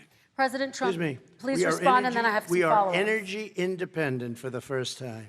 We don't need all of these countries that we had to fight war over because we needed their energy. We are energy independent. I know more about wind than you do. It's extremely expensive, kills all the birds, it's very intermittent, it's got a lot of problems, and they happen to make the windmills in both Germany and China. And the fumes coming up, if you're a believer in carbon emission, the fumes coming up to make these massive windmills is more than anything that we're talking about with natural gas, which is very clean. One other thing. Find me a scientist who said that. I love solar, but solar doesn't quite have it yet. It's not powerful yet to really run our big, beautiful factories that we need to compete with the world. So false. It's all a pipe dream. But you know what we'll do? We're going to have the greatest economy in the world. But if you want to kill the economy, get rid of your oil industry. And what about fracking? All right, let me allow Vice President Biden to respond. I never said I oppose fracking. You said it on tape. I did. Show the tape. Put it on your website. I'll put it on. Put it on the website. The fact of the matter is he's flat lying. Would you rule out banning fracking? I do rule out banning fracking because the answer, we need other industries to transition to get to ultimately a complete zero emissions by 2025. What I will do with fracking over time is make sure that we can capture the emissions from the fracking, capture the emissions from gas. We can do that, and we can do that by investing money in doing it. But it's a transition to that. I have one more question in this pod, and then we have. He was against fracking. He said it. I will show that to you tomorrow. I am against fracking. Until he got the nomination, went to Pennsylvania. Then he said, but you know what, Pennsylvania? He'll be against it very soon because his party is totally against it. Fracking on federal land, I said. No fracking and or oil on federal land. Let me ask this final question in this section, and then I want to move on to our final section. President Trump, people of color are much more likely to live near oil refineries and chemical plants. In Texas, there are families who worry the plants near them are making them sick. Your administration has rolled back regulations on these kinds of facilities. Why should these families give you another 4 years in office? The families that we're talking about are employed heavily, and they're making a lot of money, more money than they've ever made.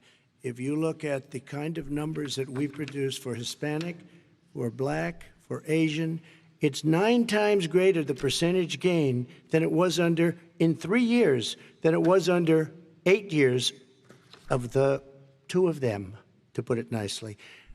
9 times more. Now, somebody lives, I have not heard the numbers or the statistics that you're saying, but they're making a tremendous amount of money economically. We saved it, and I saved it again a number of months ago when oil was crashing because of the pandemic.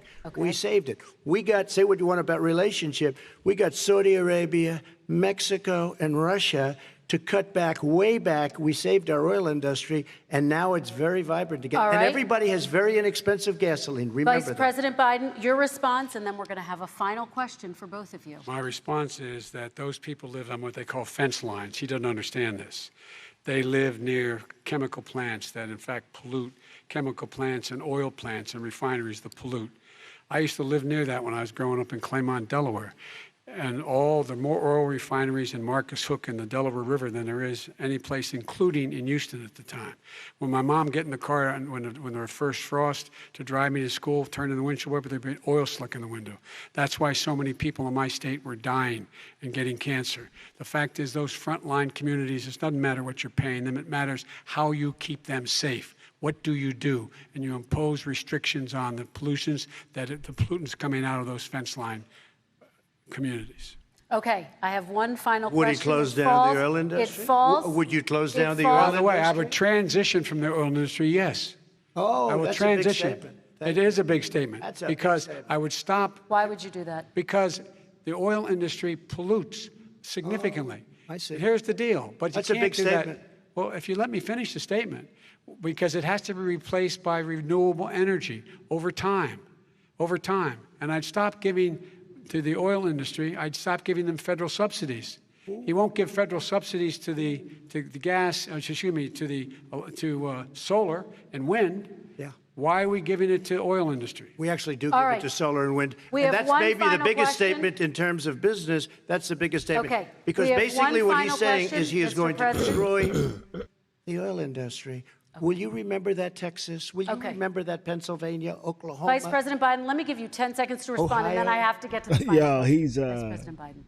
He takes everything out of for votes context. there. But the point is, look, we have to move toward a net zero emissions. The first place to do that by the year 2035 is in energy production.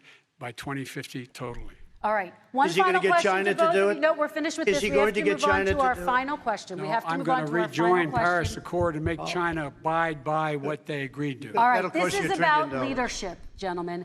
And this first question does go to you, President Trump. Imagine this is your inauguration day. What will you say in your address to Americans who did not vote for you? You'll each have 1 minute, starting with you, Mr. We have to make a country totally successful as it was prior to the plague coming in from China. Now we're rebuilding it, and we're doing record numbers, 11.4 million jobs in a short period of time, et cetera. But I will tell you, go back. Before the plague came in, just before, I was getting calls from people that were not normally people that would call me. They wanted to get together. We had the best Black unemployment numbers in the history of our country. Hispanic, women, Asian, people with diplomas, with no diplomas, MIT graduates, #1 in the class. Everybody had the best numbers. And you know what? The other side wanted to get together. They wanted to unify. Success is going to bring us together.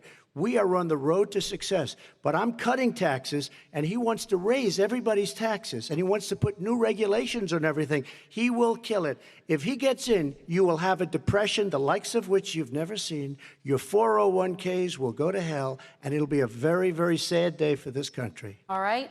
Vice President Biden, same question to you. What will you say during your inaugural address to Americans who did not vote for you?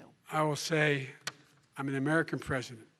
I represent all of you, whether you voted for me or against me. And I'm going to make sure that you're represented. I'm going to give you hope. We're going to move. We're going to choose science over fiction. We're going to choose hope over fear. We're going to choose to move forward because we have enormous opportunities to make things better. We can grow this economy. We can deal with the systemic racism. And at the same time, we can make sure that our economy is being run and moved and motivated by clean energy, creating millions of new jobs. And that's the fact. That's what we're going to do. And I'm going to say, as I said at the beginning, what is on the ballot here is the character of this country: decency, honor, respect, treating people with dignity, making sure that everyone has an even chance.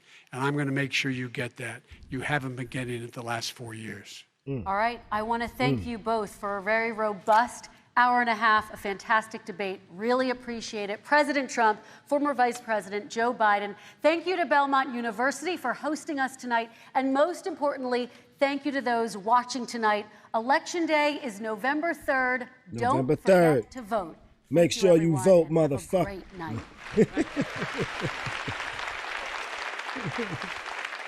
That was what y'all thought of the debate this evening? What y'all felt about it? I don't think Trump answered very many questions. You know, he kind of skated around a lot of things. He avoided a lot of things, moving on, coming up with his own little questions that he decided he wanted to answer. He definitely avoided the kids in cages and how you're going to reunite them. There was no black agenda spoke about. He avoided the black questions. He tried to throw a lot of things. Whenever they brought up something about black people, he always tried to throw it back to Joe was good with the crime bill that arrested a lot of black people, you know? I found it funny that Biden said, hey, what we're going to do is we're going to make, you're going to have to go to rehab for drugs across the board, especially cocaine. I found that one funny, you know, that it was especially cocaine. But I got the phone lines open. If you would like to call in, give us your opinion. Let me hear your thoughts or what you felt about the debate this evening. 813-559-3339, you know. So yeah, I'll be on for a little bit. We'll be discussing it. If you decide you want to call in and talk some shit, you know. Hit that like button, hit that thumbs up, hit that share, hit that subscribe. We go live every Tuesday and Friday because it's the dopest live stream. That's something like a podcast, something like a newscast, and something like a showcase. And tonight we had a motherfucking battle, baby. It was a battle, but it's a political battle, so it's called the debate. I don't think that, I guess Biden actually would have had to take this because Trump just didn't answer a whole lot of shit. What I'm curious about is who is going to be playing the moderator on Saturday Night Live. I think Saturday Night Live is going to focus a lot on the moderator shutting down Trump when Trump tried to continue going and shit like that. Yo, I like how she held it down. She said, yo, we got to move on. We got to move on. Shut the fuck up. We got to move on. Mr. Vice President, here goes the question, you know? And they kind of cut Trump off. They didn't cut off the microphones as much as I would have liked to see. They only cut off the microphones if you went past the 2 minutes when they initially asked you the question, Trump got cut off about 2 or 3 times, I think. One time, I think he got cut off while he was saying African American, and they kind of cut that off, and a lot of people didn't hear that, I don't think. But let's go ahead and take a call. Yo, you live with Khary's crib. No. How you doing? I'm good.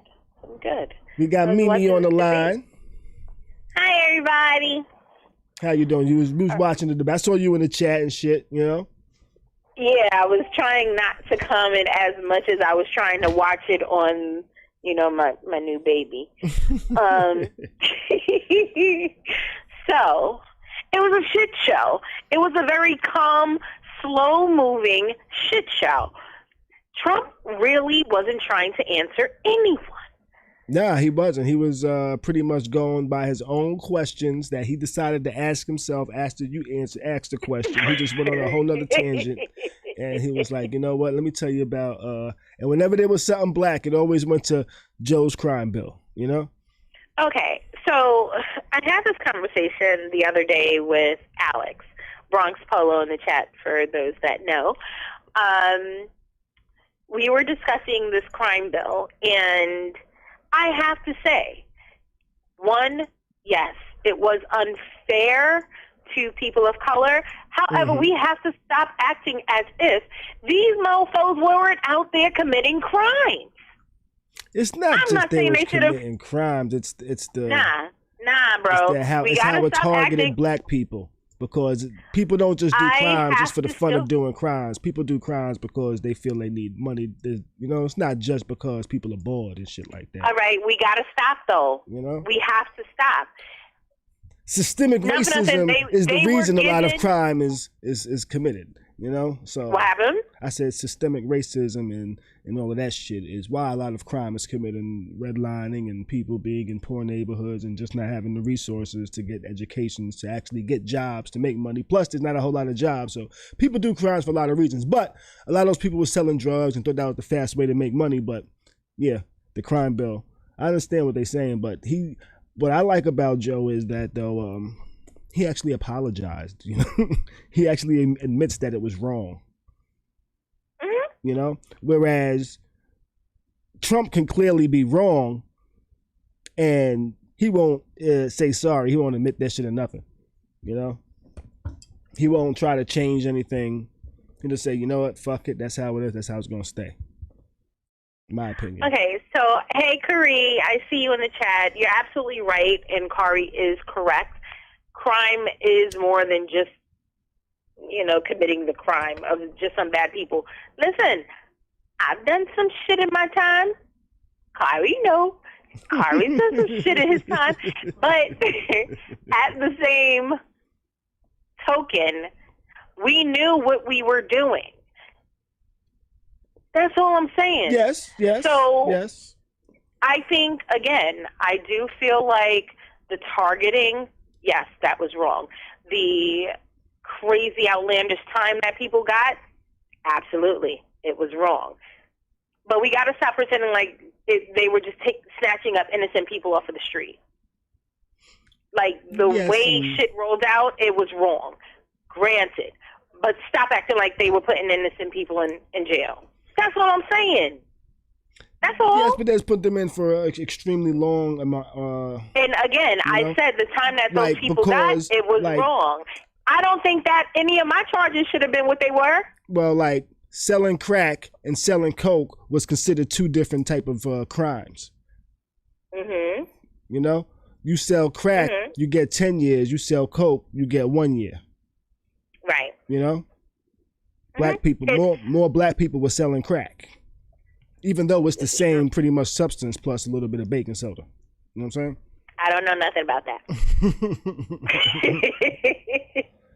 But that was pretty much targeting black people. In a way, yeah. Because white people were selling the other stuff. Right. Whatever the case, there's nothing that we can do about some shit that happened 20 some odd years ago. I found it interesting. Since then. What happened? No, I was just gonna continue with the whole crime thing. He said his solution now is reforming it to where people now get help for their drug addiction. He said across the board. So how do you? Yes, he did say that. How do you send a drug dealer to rehabilitation, to rehab, to drug rehab? Yeah, absolutely. I don't see the drug dealer going to rehab. Right, he said across the board though for drug offenses. Yeah, I know what he said. You know? I know what he said, but here's the thing. I think that's also just a talking point because not for nothing, a lot of these young Caucasian kids are now into opioids. Correct. Which is why he made that comment about cocaine, like especially cocaine. Right. All their kids, the kids that look like their son, their daughter, their nieces, their nephews, exactly. Yeah. So now they don't have to so readily worry about them going to jail for their usage. Oh, they could get treatment? Okay, cool. Khary in the chat said, Mimi, unfortunately, dispensation of justice. Khary, we know this. I know that it isn't distributed equally. Yeah. I know this personally that it isn't. Okay? Kia Bath and Body says the dealer is sometimes a user. True indeed. And if you're not sending people to jail for violent offenses, if I was selling drugs, I would definitely say I'm a drug user. This is to support my habit. I agree. I definitely agree. Guy, I'm sorry, Walton Promotions in the chat says, saying you would decrease oil is tomorrow's headline. I agree. I think that is going to be tonight's takeaway. The fact that Joe answered Trump in saying that he would get rid of the rigging and such. Right. There are a lot of towns, even certain states, that rely on their oil drilling. They're not going to be happy to hear that. Do I think it's going to make a difference in the voting? No, because those people weren't going to vote for Biden to begin with. That's my take I on don't think things. it would change their mind. Nah, I don't believe so either. They already didn't want to vote for Joe, so it is what it is. Speaking of changing mind, did you hear that story about the apartment complex that sent out a letter? Well, it was somebody that sent out a letter telling people, "Hey, if you vote for Biden, it's gonna raise your rents by double." Because yeah, they came up with some shit. They had like a list of things that would increase based off of Biden being elected for president. So it was like, so if you don't want your rent to go up immediately, you know. No, I didn't hear about that one. However, I did hear about the employer that sent out a company-wide memo stating that if they didn't vote for Trump and went for Biden, that he would have to do layoffs. Yeah. Low key. Of course, this was a Florida man. I was at a company where the owner low key kind of said, "Hey, if Trump doesn't win, if the Democrats win, this industry might move in this direction, which would be bad for us." I'm not telling you how to vote. I'm just saying, just so you know. Oh, okay. So, Khary, I believe that we're speaking about the same incident. Khary said that the letter was sent with the payroll check envelope. Yeah. Yeah, it's crazy. I mean, you do what you must. But don't scare people into voting for 45 when it's against their best interest.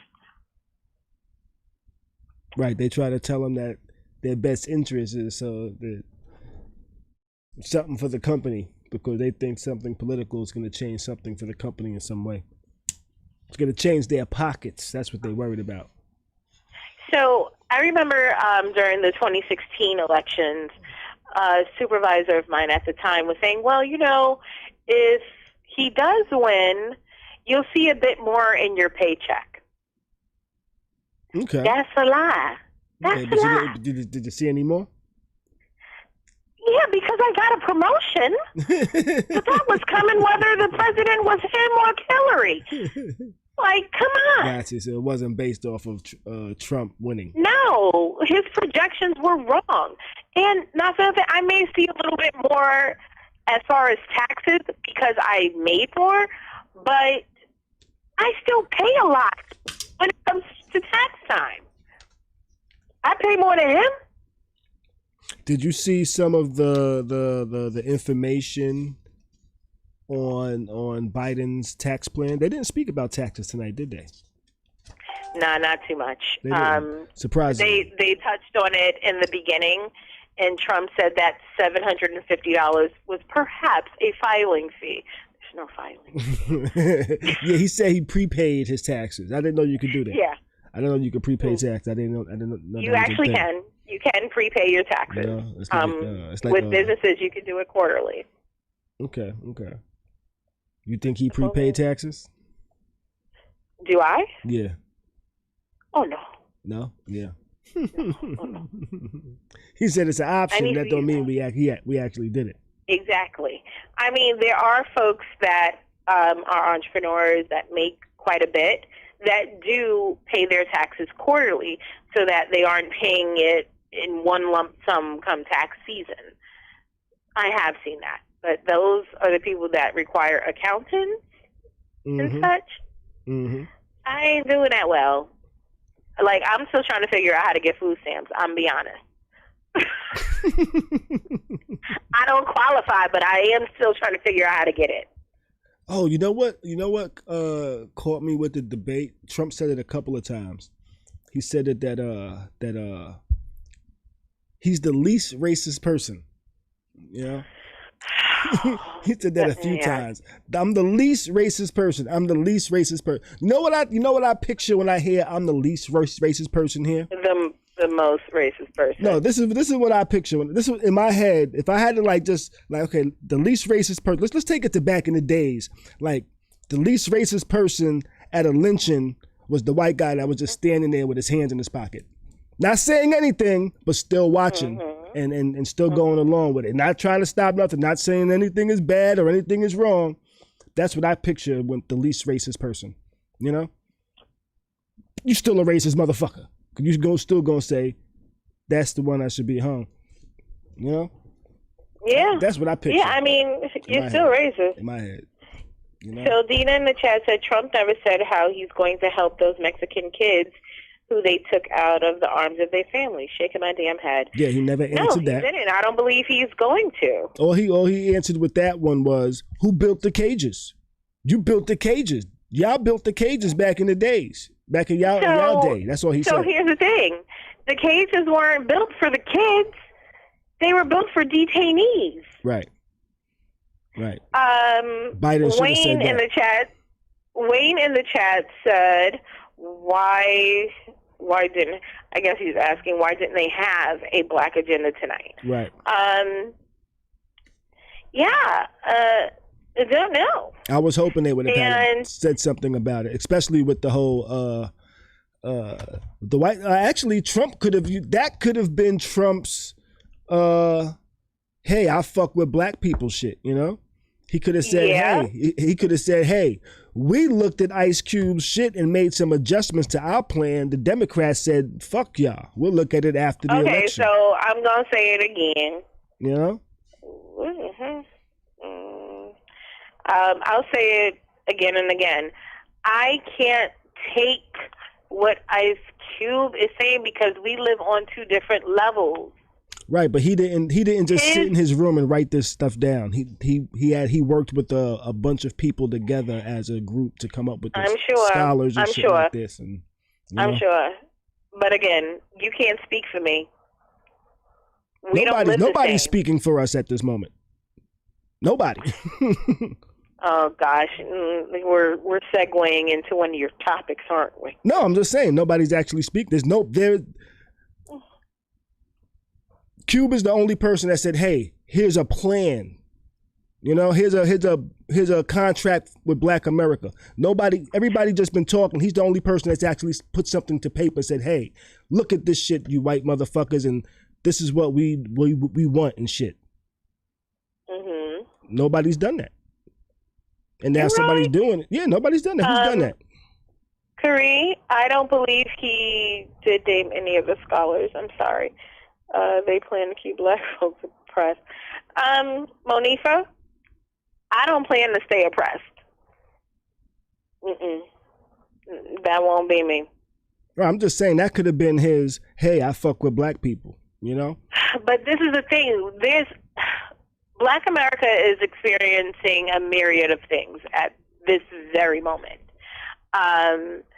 There is the economic insecurities. There's the issues with race. There's issues with education, especially right now. Mm-hmm. There's so many things going on. I don't think having just a black agenda, I'm doing air quotes, people, is the thing to do, because it just becomes a talking point where Trump can say, oh, I did this for the black community. What did you and Barack Obama do? No, you can't go off of that. And I understand what the Dems did, where they're like, you know what, once we're in office, if we get in office, then we can reconvene about this conversation. Yeah, I never believe that we can reconvene. I'm sorry? I never believe that we can reconvene at a later time. I always say that as fuck y'all. Fuck whatever you're talking about. I don't need to hear it. I don't take it as such. There are sometimes more pressing issues that you have to deal with. And talking about an agenda, it's great. We can discuss an agenda, but if I don't get in there, I can't do shit for you. If it's still a Republican Senate, I can't do shit for you. So we can talk till we're blue in the face. We can have the gold package for black people. But if I'm not in there, what the fuck can I do for you? Right. You don't know who's going to be in there. Exactly. Right. So it's just a talking point.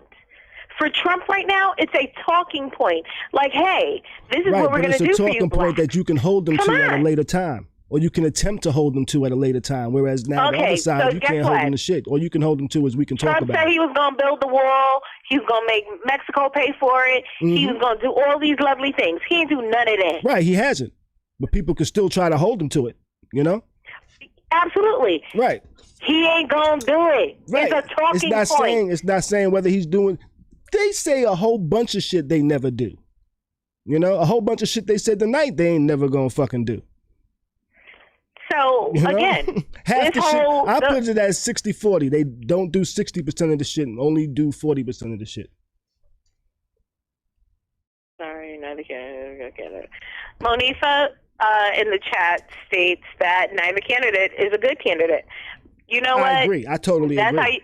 If that's how you feel, cool. I'm still going with the lesser of the two evils. Because there are plenty of people, black, white, brown, yellow, all of them, that still contend that Barack Obama wasn't a good president either. Yeah. Kimmy says the real truth is Ice Cube should have come up with the plan while Obama was in office. The sad truth is the sad truth is people thought Obama was going to do shit without them having to come up with a plan. So here we go. Once again, the same way Trump just admitted this evening that he can't or couldn't do certain things just alone, like he couldn't release the new funding package, the Corona package, because he needs for Congress to approve. You can't do things alone. That's the beauty of our government. Even if you're the president, you still can't just go ahead and push shit through. They blocked Obama on so many things. Yeah, but there wasn't really nothing that they blocked them on that was strictly for black people or people of color. But, okay, so here's the thing. Why does it have to be strictly for black people? Because whenever something's done for black people, it affects everybody else. It makes everybody else better. Hold on. Instead of saying strictly for black people, why not strictly for the middle class? Because he definitely tried to build the middle class up. Because white people always turn that shit into something else. If they're included, they turn it into some other shit. When shit gets done for people of color, it affects everybody else. It affects every other race. And that's why. So I'm going to have to totally disagree. how I'm so? going to say when things are done for the middle class, they Middle push class, when everything things out. are done for the middle class, shit gets better for the middle class white people. No, Not for that the is black not people. true. That is not true. The most black people that I know are middle class. Okay. All right, so boom. What's The money that they gave out? okay? Hold on. What's middle Hold class for on. white people? What's middle class for black people? They're two different classes. Not. I bet you they're Well, two I different. know I'm not in poverty. They're two different financial brackets. A middle class black family and a middle class white family are two totally different financial brackets, in my opinion. Hold on, now you got me Googling and stuff. Okay, so middle class in 2016 was considered 78,000. Mm-hmm. That it doesn't say white or black. That's middle class. Right, because they only give a damn about white people when they making these numbers. I can't deal with you. Black people have to actually dig into it and figure it out, and actually show you the discrepancies. They're not going to put the discrepancies right in the front. I'm just saying. Middle income range for 2018 was between 48.5 and 145.5. Say that one more time. Middle class or a median income was 48,500 or 145. Well, the higher end was 145,500. So that's $100,000 range between middle class and middle class. Well, there's lower and upper. Yeah. But here's the thing. $145,000, that could be two people in the house with kids. So it averages out. Yeah, about $75,000 a piece. How many Just people? saying. How many people make $75,000 with two people in the home? I mean, get out my business. I'm just saying. I don't have two people in my home. Shit. Okay. I was helping take care of a home that wasn't mine. I'm not doing this with you. I'm just saying. It's a wide range. So Monifa in the chat said a risk management nurse makes the same thing a day laborer makes. I don't know how much either makes a day. Yeah, I'm not aware of salaries and shit. Yeah. But this was a cool battle tonight, though. I thought that I'd like the moderator. The moderator was like, "Yo, shut up. You got this one. Go." Mhm. Did you notice when they cut off Trump's mic? Yo, I did. I heard that. I was thinking that. It was like the mic went off and you just heard him talking loud and shit. He was like, "What the F?" Yeah. All right, so right now, you should have kept it on. They have the fact checker on right now. Oh, do they? Actually, I was watching a different stream. I was watching. Go to CNN. I was watching a stream that didn't really have a big old logo on it. Let's see what's over here. Let me find it.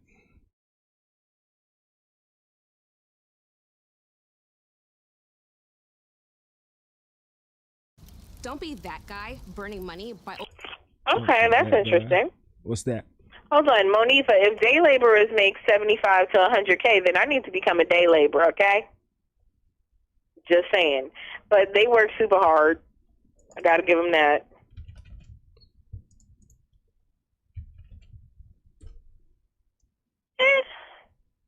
Monifa, I mean, a day laborer in the union with years behind him or them, same salary, no college.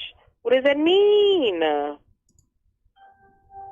Like, you went to school, so you worked your brain. They're working their hands. I think they work super hard. Oh, day laborers do work out really hard. Yeah, so them working super hard and making the same as a nurse because she has a degree, that's on you.